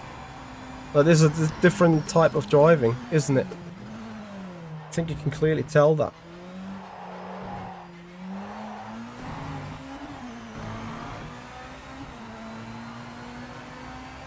Two minutes 3.6.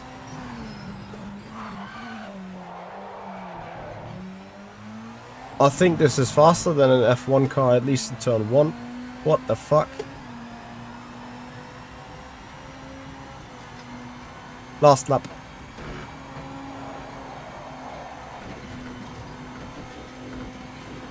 Another track limit.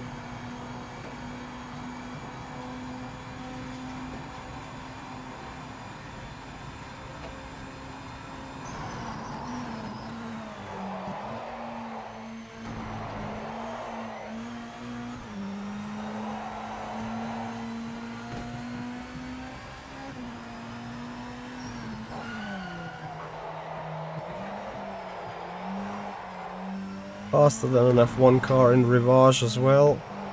Probably equal here, no name corner. I'll leave it. Perhaps a 202. This is odd. It feels faster than Le Mans Ultimate in all the corners, not gonna lie. But it is slower.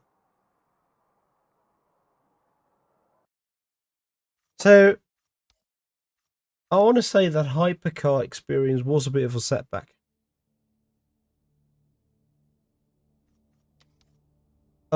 Where do I find the list of Storm? That Group C car? No.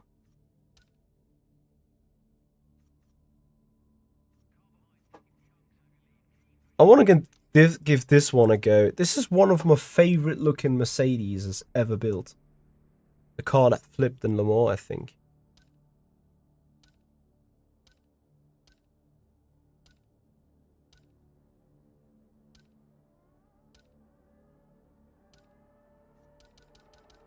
Where did I oversee the list of Storm?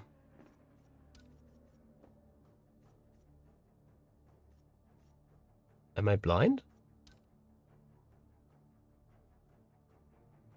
GT car.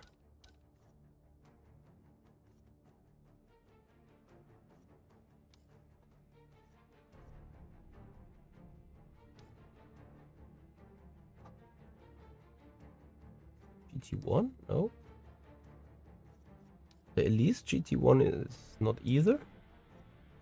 Ah, GT you said. Ah, there it is. It's the Storm. Sorry, my bad.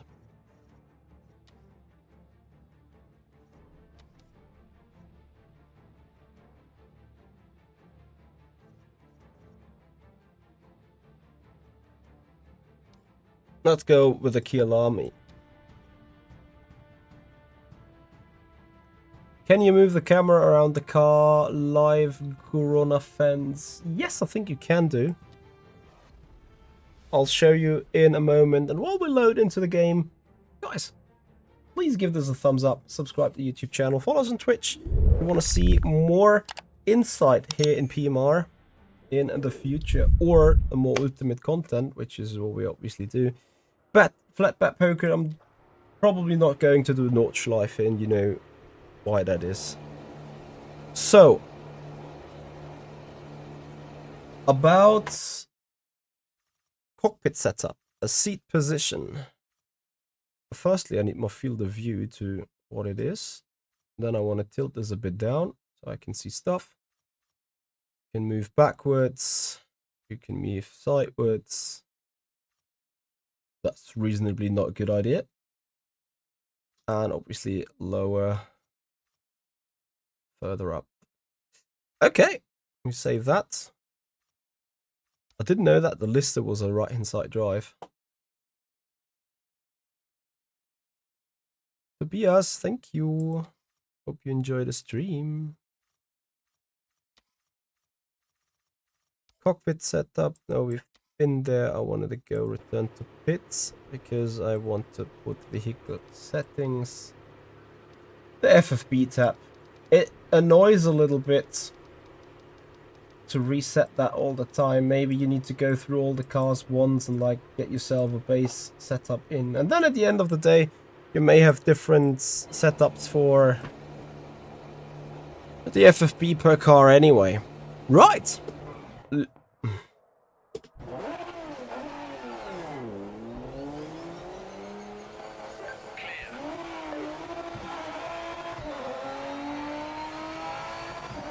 I have no idea how a Lister Storm is supposed to be driven, so I will refrain on answering questions how the car is.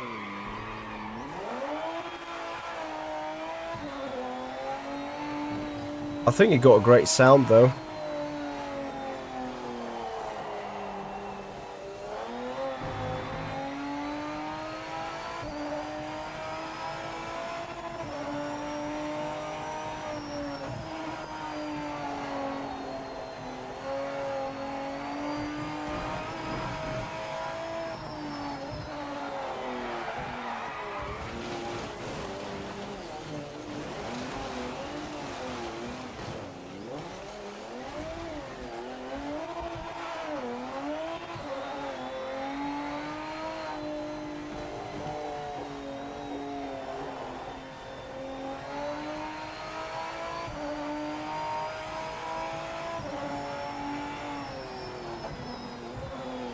I remember we driving Lister Storm in like one of the Tokas games on the PlayStation in 2000s.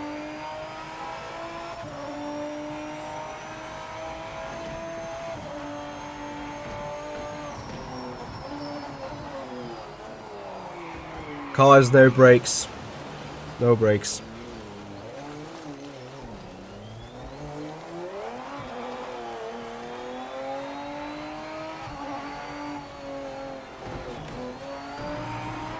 Oi!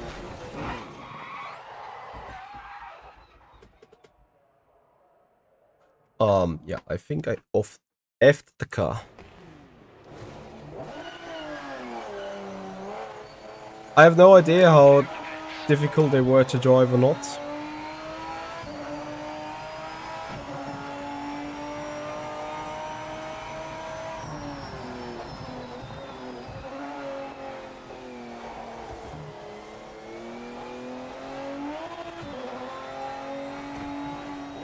Car could need a traction control though.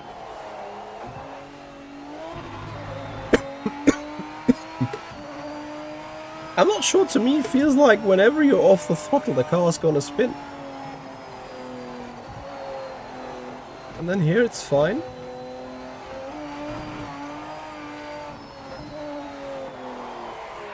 And here it just spins. I'm not sure if that is a physics issue or general transmission issue. Like, you know, the same feeling as in the Hypercar. When you're off throttle, it rotates. And you keep it by balancing it with throttle.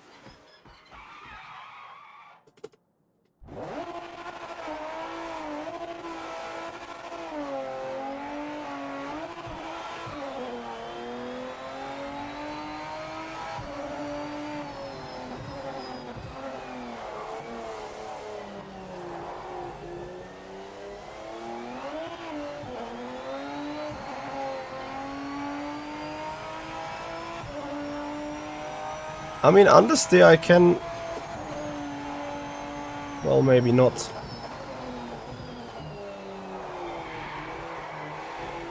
Yeah, I need to operate it with throttle when rotating. Just look at it. Into the turn we go. Little bit of throttle, that's the only way I can keep it stable.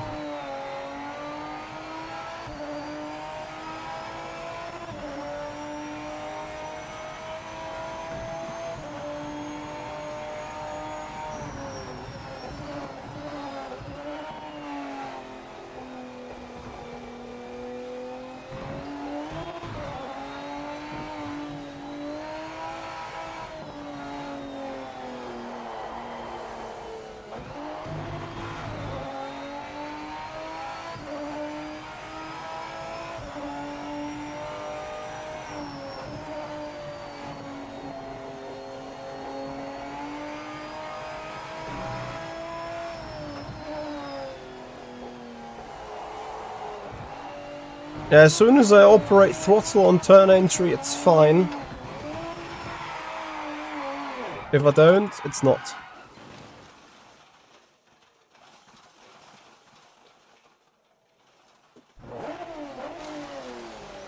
Theo 1020, thank you very much for your follow.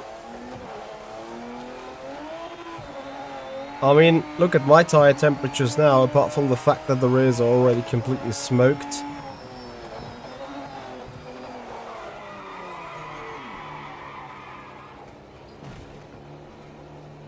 Eh? Brake by is at 66.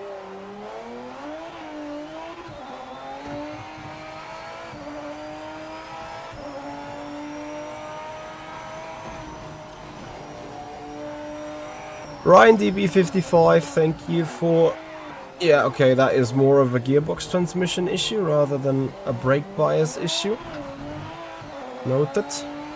Thank you for the sub, man. Welcome to the stream. Welcome to the struggle. Oy.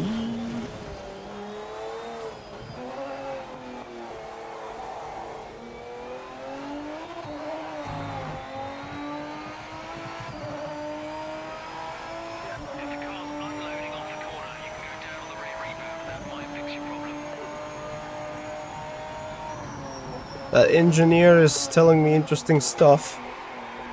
Because I'm having more of, like... Is this a Lister storm or like a rally storm? Pushing too hard in the corners. Don't you say it. Pushing too hard in the corners. Actually, we have manual transmission gear shift now. Guys, I don't want to go on in the in the Lister storm. A best engineer, absolutely. Okay, we're coming close to an end here, so I'm gonna give that Mercedes a run again. One of my favorite cars. We're gonna run it around. Shall we have a look at Daytona? Let's have a look at Daytona.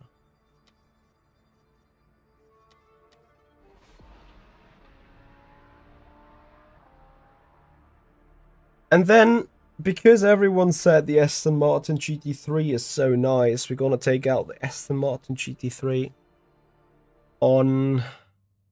Let's see what racetrack is left over. Martin, you're welcome. I'm sorry for making it a short rodeo, but... You know... As much as we love to explore different parts of the game, I don't want to make the game look bad straight away, so... Obviously there seems to be some issue on the list, and I'm happy to give them some feedback about it.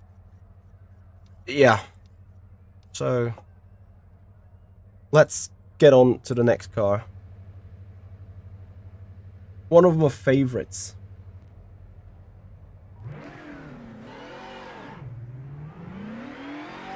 All clear.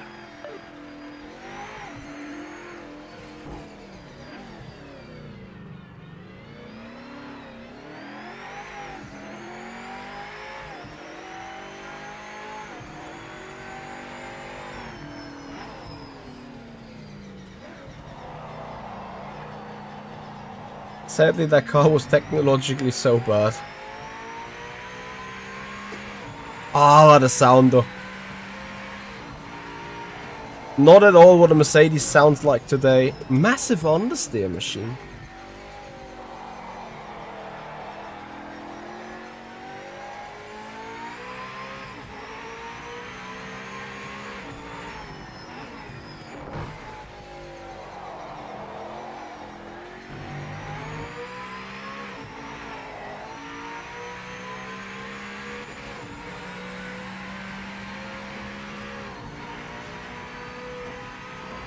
Mercedes CLK GTR LM, yeah, absolutely. Or actually CLK LM GTR.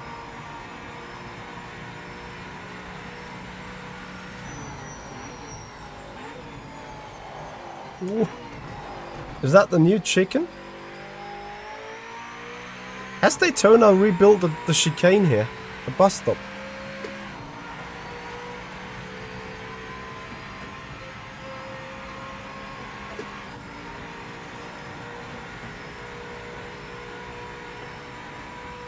Does it have 7th gear? No. Got shitty brakes though.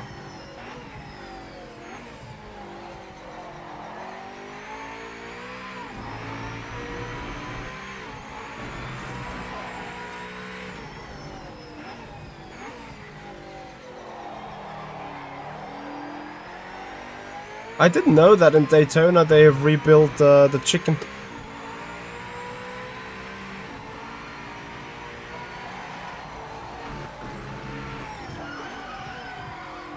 Probably I need to work a little bit more on the setup to get the under...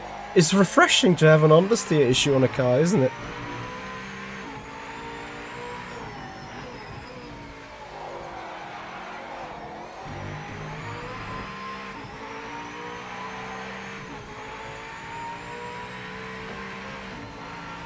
What do you think of the sounds, guys?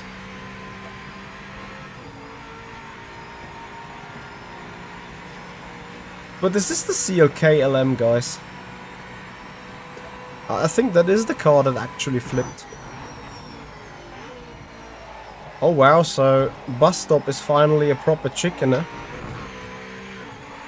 Have they done that in order to improve overtaking?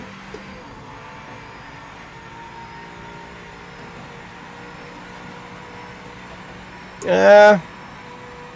I should do Weber flip. I'm not sure where I could flip it. Mount Panorama, perhaps? When coming down the mountain, let's do it. Field research. Can we flip the Mercedes CLK LM? We're checking that this is the right car. We put minimum wing and see whether we can flip it. Yeah. CLK LM. Mount Panorama. We only do one shot. I hope that the track is done right with a bump in the fast chicken. We put positive rake. How about that?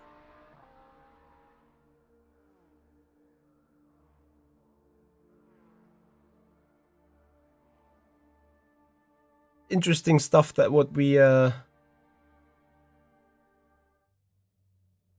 do in order to determine whether a sim is good, huh? Bear with me real quick. So suspension, right adjustment on the front, up on the rear, down.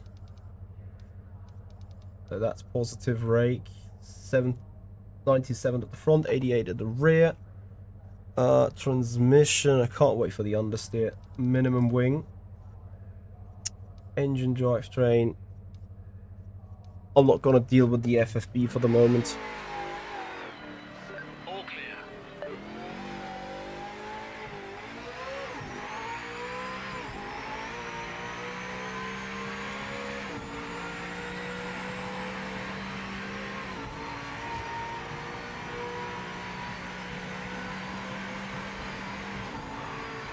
Fabio, don't worry, it's nothing. I don't think it's gonna compete with Le Mans Ultimate, but it's a fun game. Honestly, it is a fun game. It has potential. I'm afraid we need them to patch a couple of things. Would have probably brought it in the early access, I don't know. I mean, I haven't explored all areas of the game yet. Whee! Almost kept it out of the wall.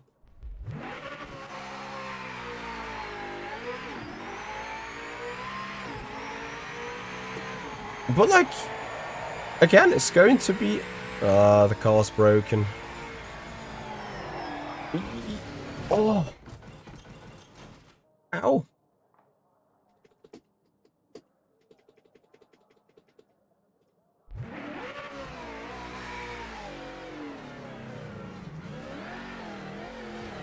Nah, not like project cars. I think it hasn't much to do with project cars, to be honest.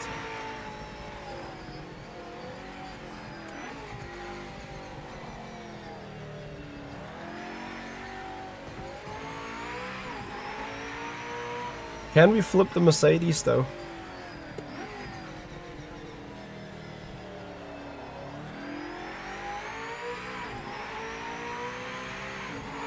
So we have to go straight at the end of that straight.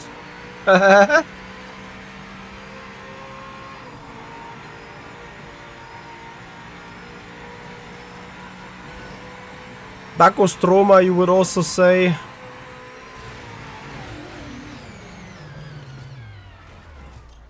We can't flip it because we don't even make it with 300 kph over the bump.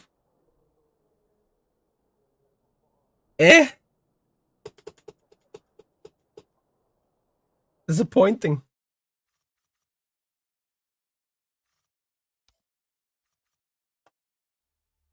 So Dragostoma, you would say, because Le Mans Ultimate has been playable with a controller, that Le Mans Ultimate is not a real sim. I leave that accusation in the room. Where could we potentially flip that car with high enough of speed over a bump? I'm open. Monza. I can't remember of any bump that goes up enough. Canadian Tire Motorsport Park. I'm not aware of any actual bump. Spa at Eau Rouge? What do you think?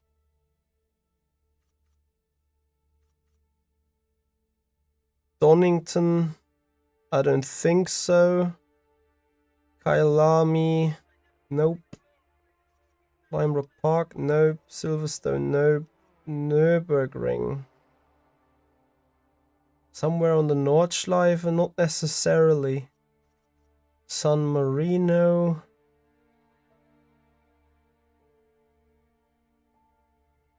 Nope. Sebring? No. Spielberg? No. Sao Paulo? No. Zolder? Zolder if you skip the chicane, but we need to run through gravel traps as well. Ah! Flugplatz. Dante, you're absolutely right. That is a good shot. Nordschleife.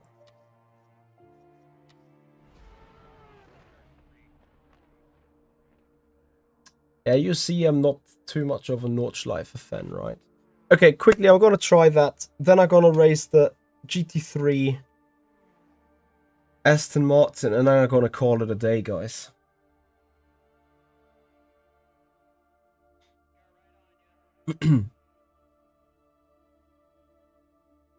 Targa.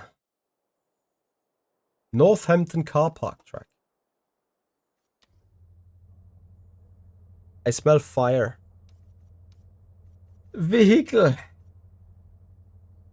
Rear stiff. Front soft. Front up. Rear down. Sorry, the other way around. I need to have soft rear. Stiff front. So that I have maximum.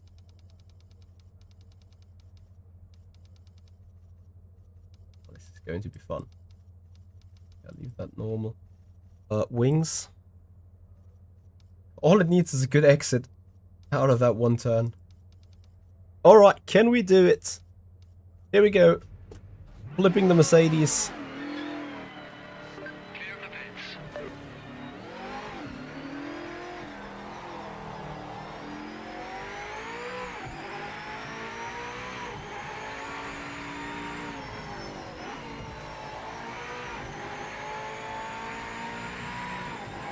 Hey, Dave Gaming. Is it planned you only changed left?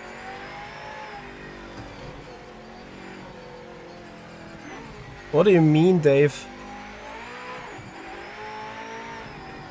Only changed left. So I need to focus. This is Flugplatz coming up.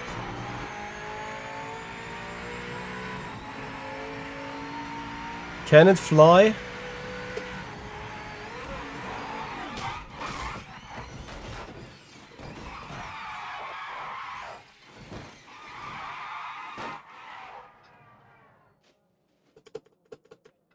Pflanzgarten 2 is a plan B. I don't want to go to Pflanzgarten.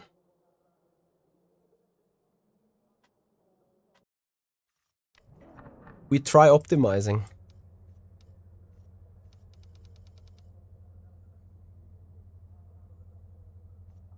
I'm checking if the setup is asymmetric. I need 5 liters.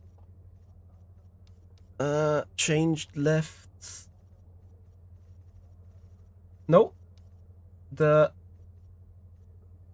I see where you're coming from, but I don't see an option to only like do this on the right or the left side, so both sides keep adjusting at the same time. Thanks for checking in though. Can you actually untick that somewhere?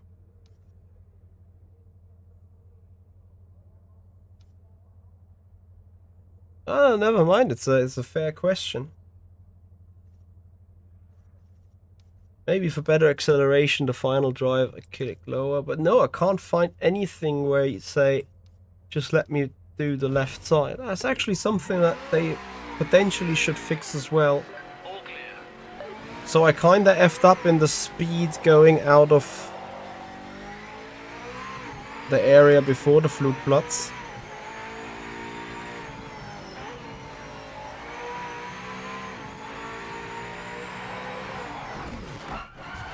Tire warming strategies.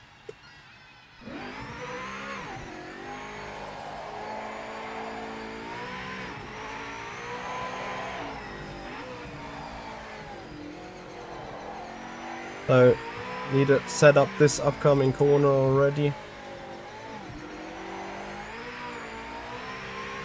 Maximum exit. F. I don't think we're gonna get this airborne.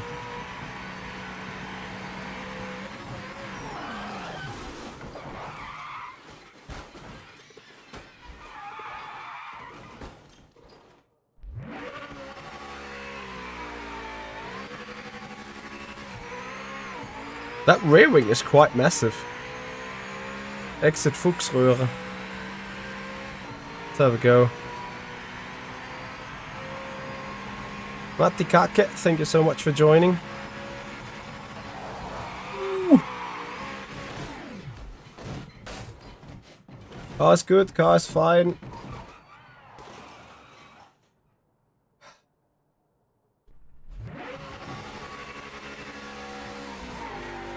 How high are the curbs? Very high.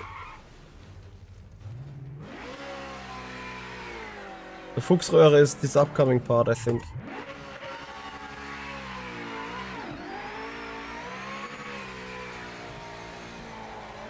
.499p is not even an LMDH. And I think exit Fuchsröhre doesn't really have a bump, does it?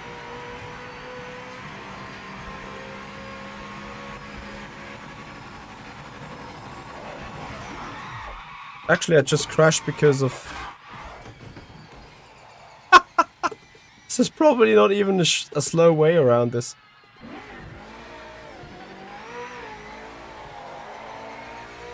I crashed because of the compression.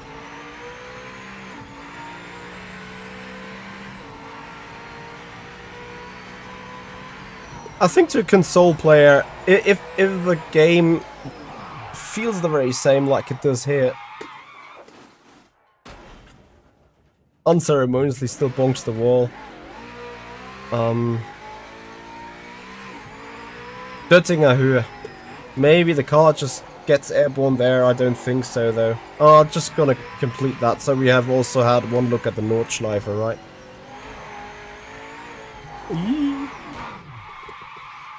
And I'm gonna show you the Nordschleife from all angles, of course. Left, right, and center. Heavy damage.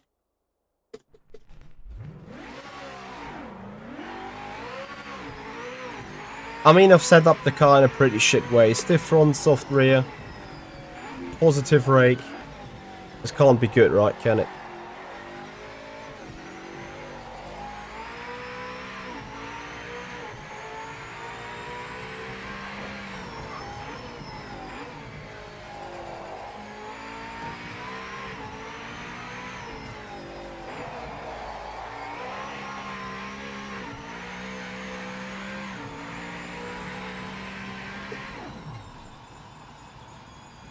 What?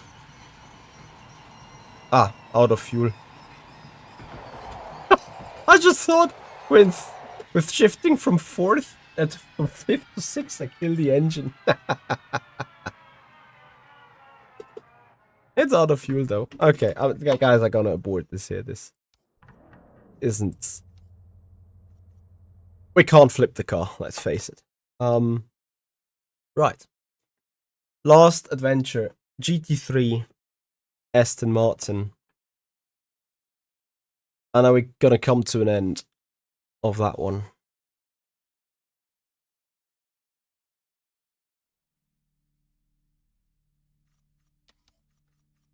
GT3, where are you? There you are. Aston Martin Vantage. Around.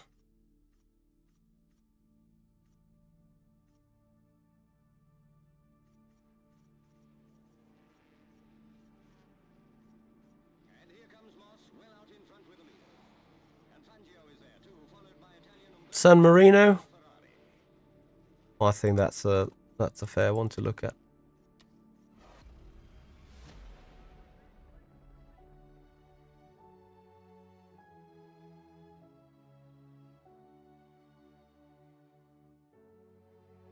I'm gonna give a summary after we're done with the GT3.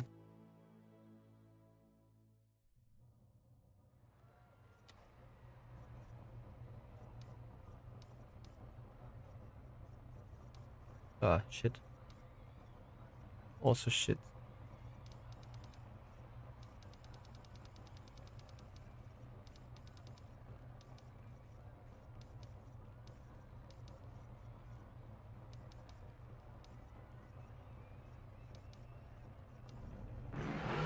Oi! Settings. Sorry, cockpit setup, seat position, field of view. Hello. Go down. Go up. Further tilt down. A bit more back. Save. Perfect.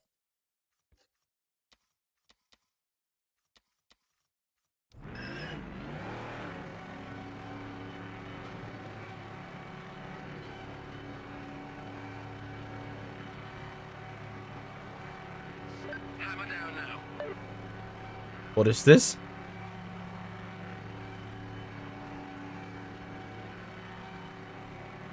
Eh?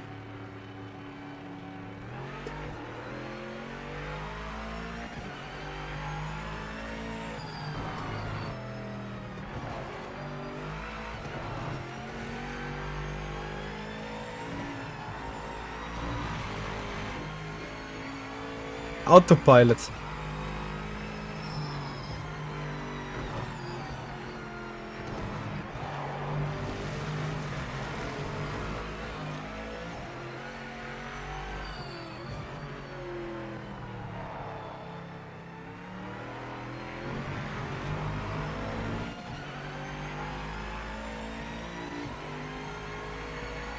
Got a little bit of life of its own. You don't really feel it if you keep the steering wheel in proper hands at all time. Oh, I'm getting a bit tired though, I have to admit.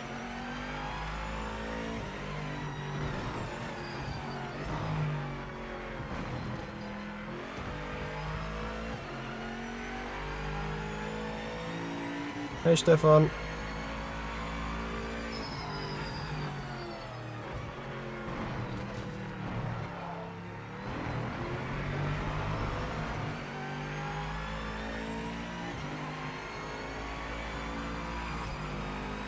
I think what is very pronounced in the sounds is the drivetrain whine.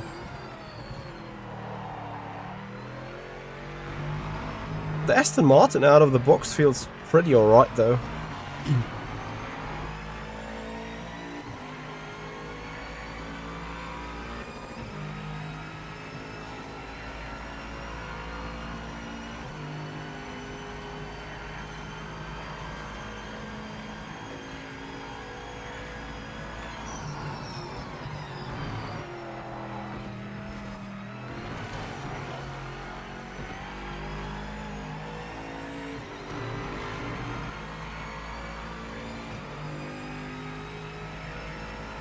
I think it's once again car dependent. I'm gonna give it a little bit of a summary from what I've.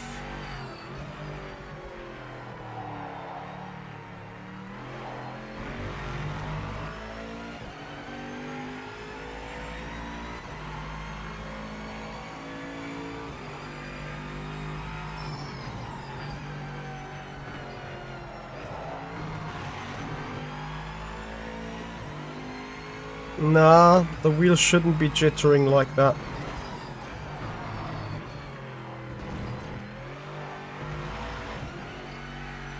Like, this is the weird FFB stuff that I, like, found when going out of the pits. I'm not sure if it gets intimidated by something in the ground or so.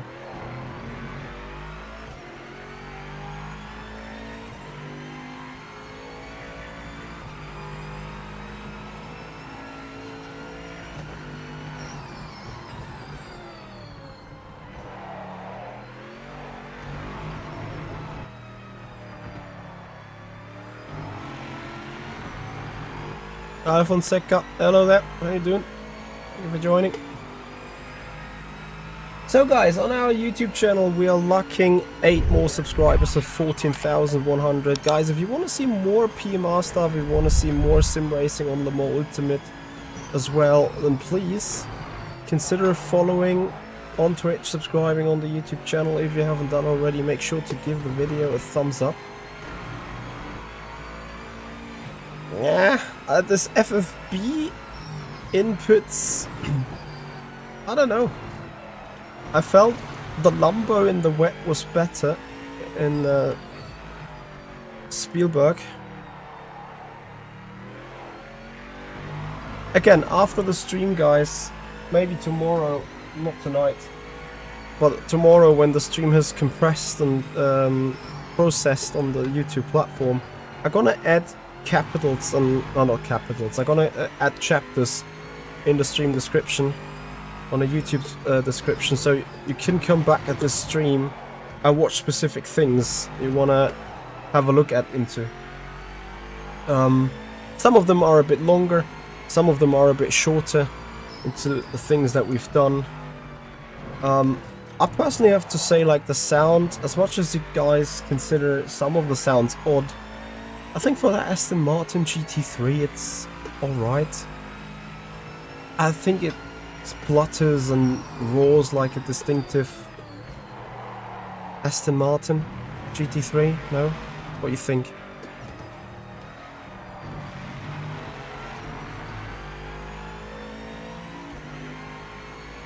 We're gonna come to a conclusion about PMR in a moment. And I once again will take out the Audi, maybe another car. Don't want to put something that I haven't driven now. Well, I'll just drive nothing and just speak about it. Well, how is ABS? We can put that max. I mean, the blue lights indicate it's activating. If we put it off, oh, still goes rather cornery.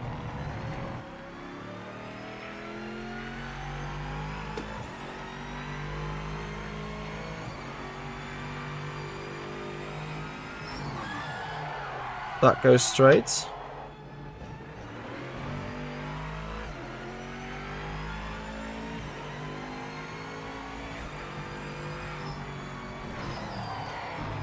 That goes a little bit cornery. Actually, ABS 5 already. Let's see it up.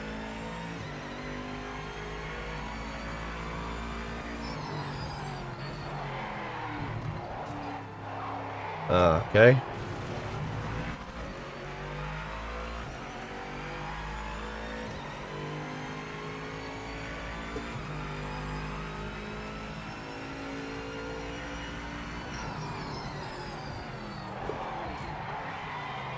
Interesting. Not on the on the Aston. Let me load up the Lambo that we did before. I felt on the Lambo, I felt it.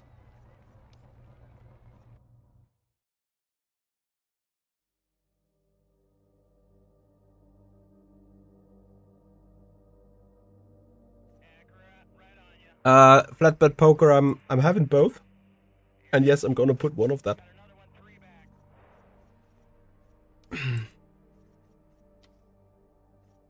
Let's just put that also out here.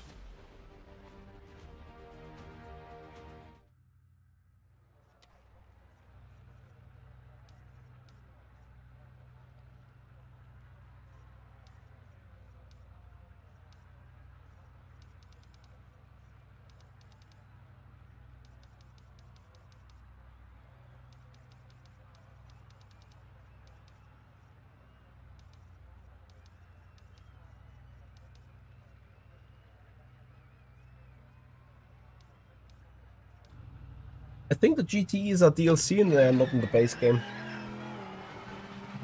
So let's put ABS to that. Let's see.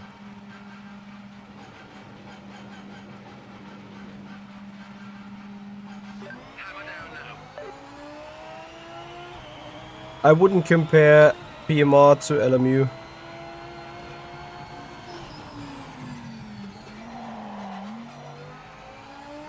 It's just generally on the braking that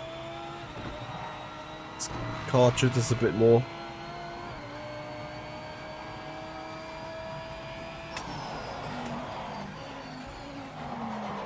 No, I wouldn't say I can feel the ABS. I can also not feel the lockup.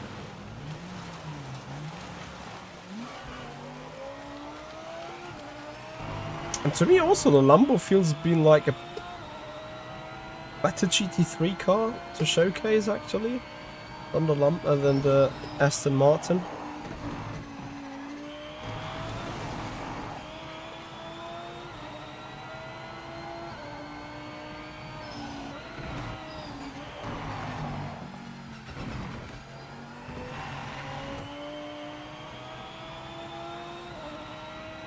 Well, tons of FFB settings to go through. I can go through them in a moment to feel such things, as I'm coming to a draw here anyway. So, possible setup possibilities for FFB are per car: strength, rack feel, alignment boost, load boost, friction, EQ low, EQ mid, EQ high. And additionally to that, on the settings tab,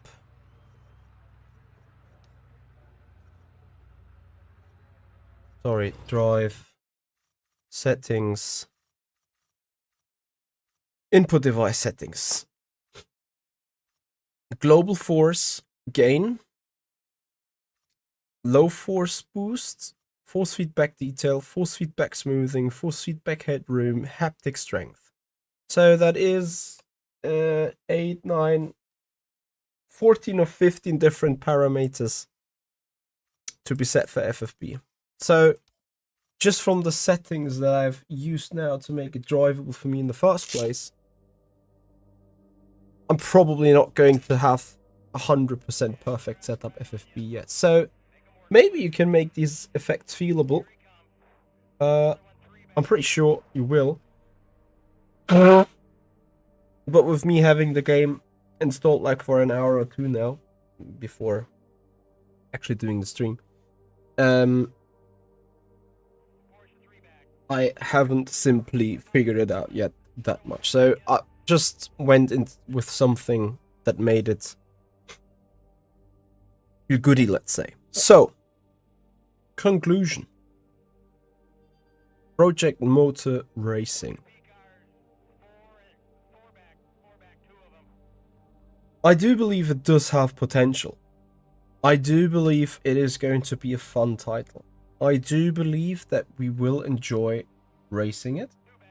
I do believe we will enjoy racing it more than Amos 2. It will come down to game stability, online environment, and so on, which we will see after release. My only concern right now is that the gaming experience sort of heavily depends on what car you are racing. The Lambo felt like a proper GT3 car, a bit lazy, sort of stable, fun to drive, good sound. The Aston Martin felt a bit sloppy, a bit weird. The FFB felt a bit off. Then we raced the Audi LMP. I'll bring up the car here real quick. This one, extremely fun to drive. By my standards, right now, the most enjoyable car to just hop in and drive. Super fun.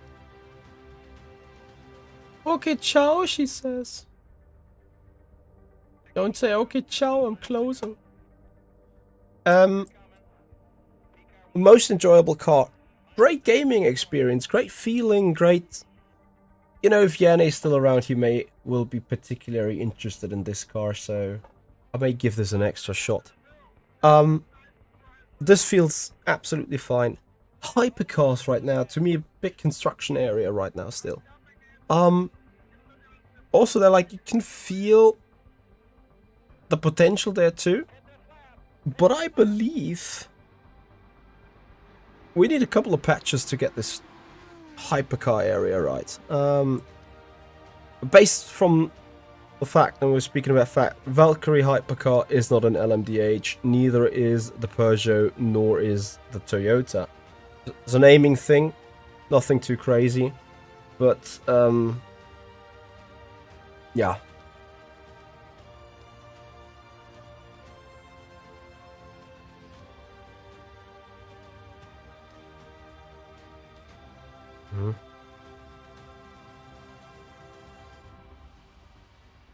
Yeah, anyway. So it's a bit dependent. Sounds also car dependent. Lambo was really good. I think the Mercedes LM CLK is really good sound wise. The Lister Storm was like really iconic. Once again, the hypercar sound not too great. GT3 cars all right.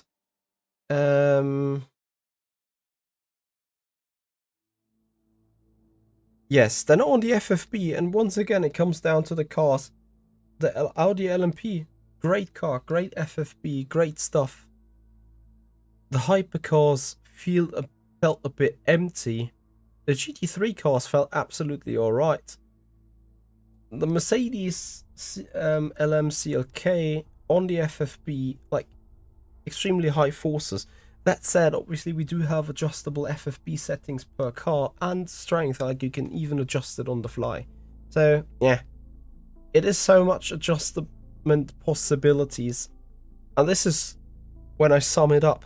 If you're looking at the setup screen, if you're looking at different game modes, if you're looking into the multiplayer, if you're looking at it being cross-platform possibility, I do think this is where the game has potential. We also saw the setup pages, a lot of dumpers to click, a lot of settings to do, a lot of strategy stuff to do.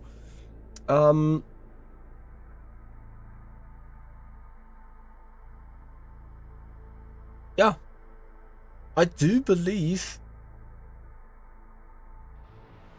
if you're a die-hard sim racer, like loving iRacing, loving Le Mans Ultimate, maybe loving ACC, perhaps not the next big title that you're looking forward to.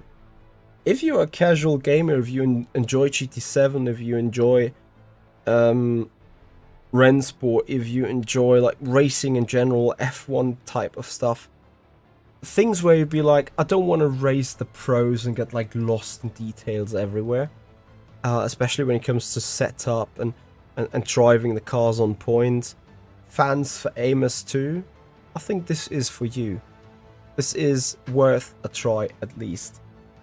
However, I do have to say, in the current state that it is going to be released, I'm not confidently sure that the version that we played today is the version that actually gets released. I guess the guys are still like, you know, fixing some things, improving some things in the background. I will probably admit the game needs a couple of patches after it came out. It's going to be alright in the bases where it is. It will need some improvements. It will get DLC support. PMR needs the most cinematic and dramatic career mode.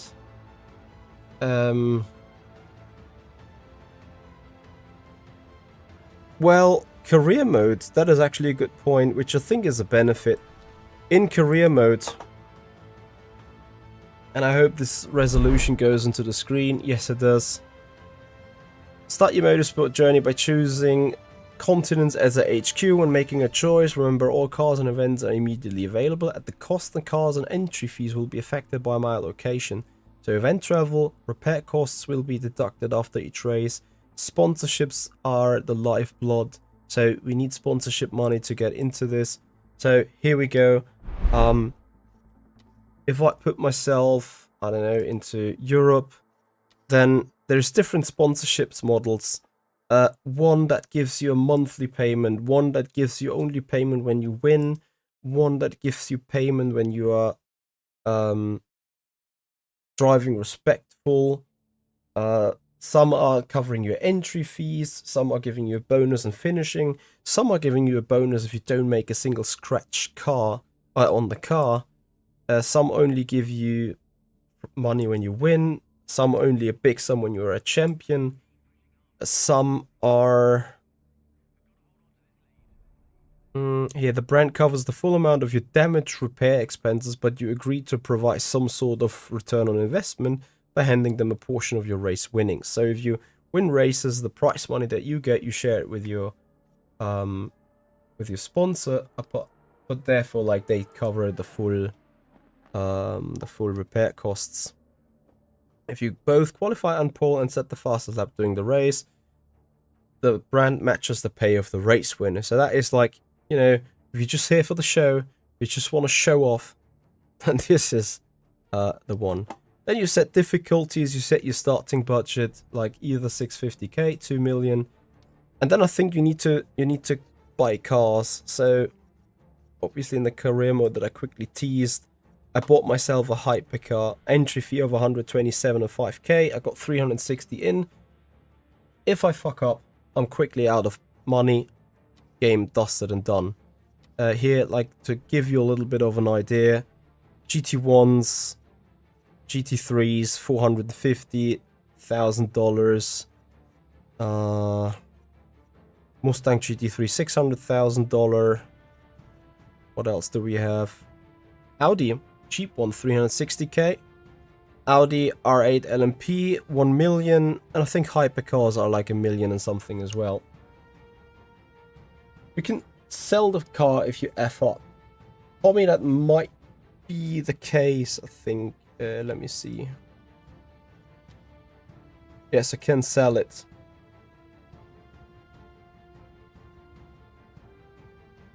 Well, like,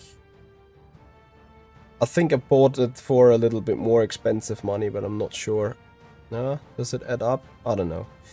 Anyway, that is so far my opinion, so I don't think it will compete with the big one, Le Mans Ultimate iRacing titles, but it will probably compete very well with Rennsport and with GT7, Forza and so on. Matrix, thank you so much for being here, much appreciated. Right.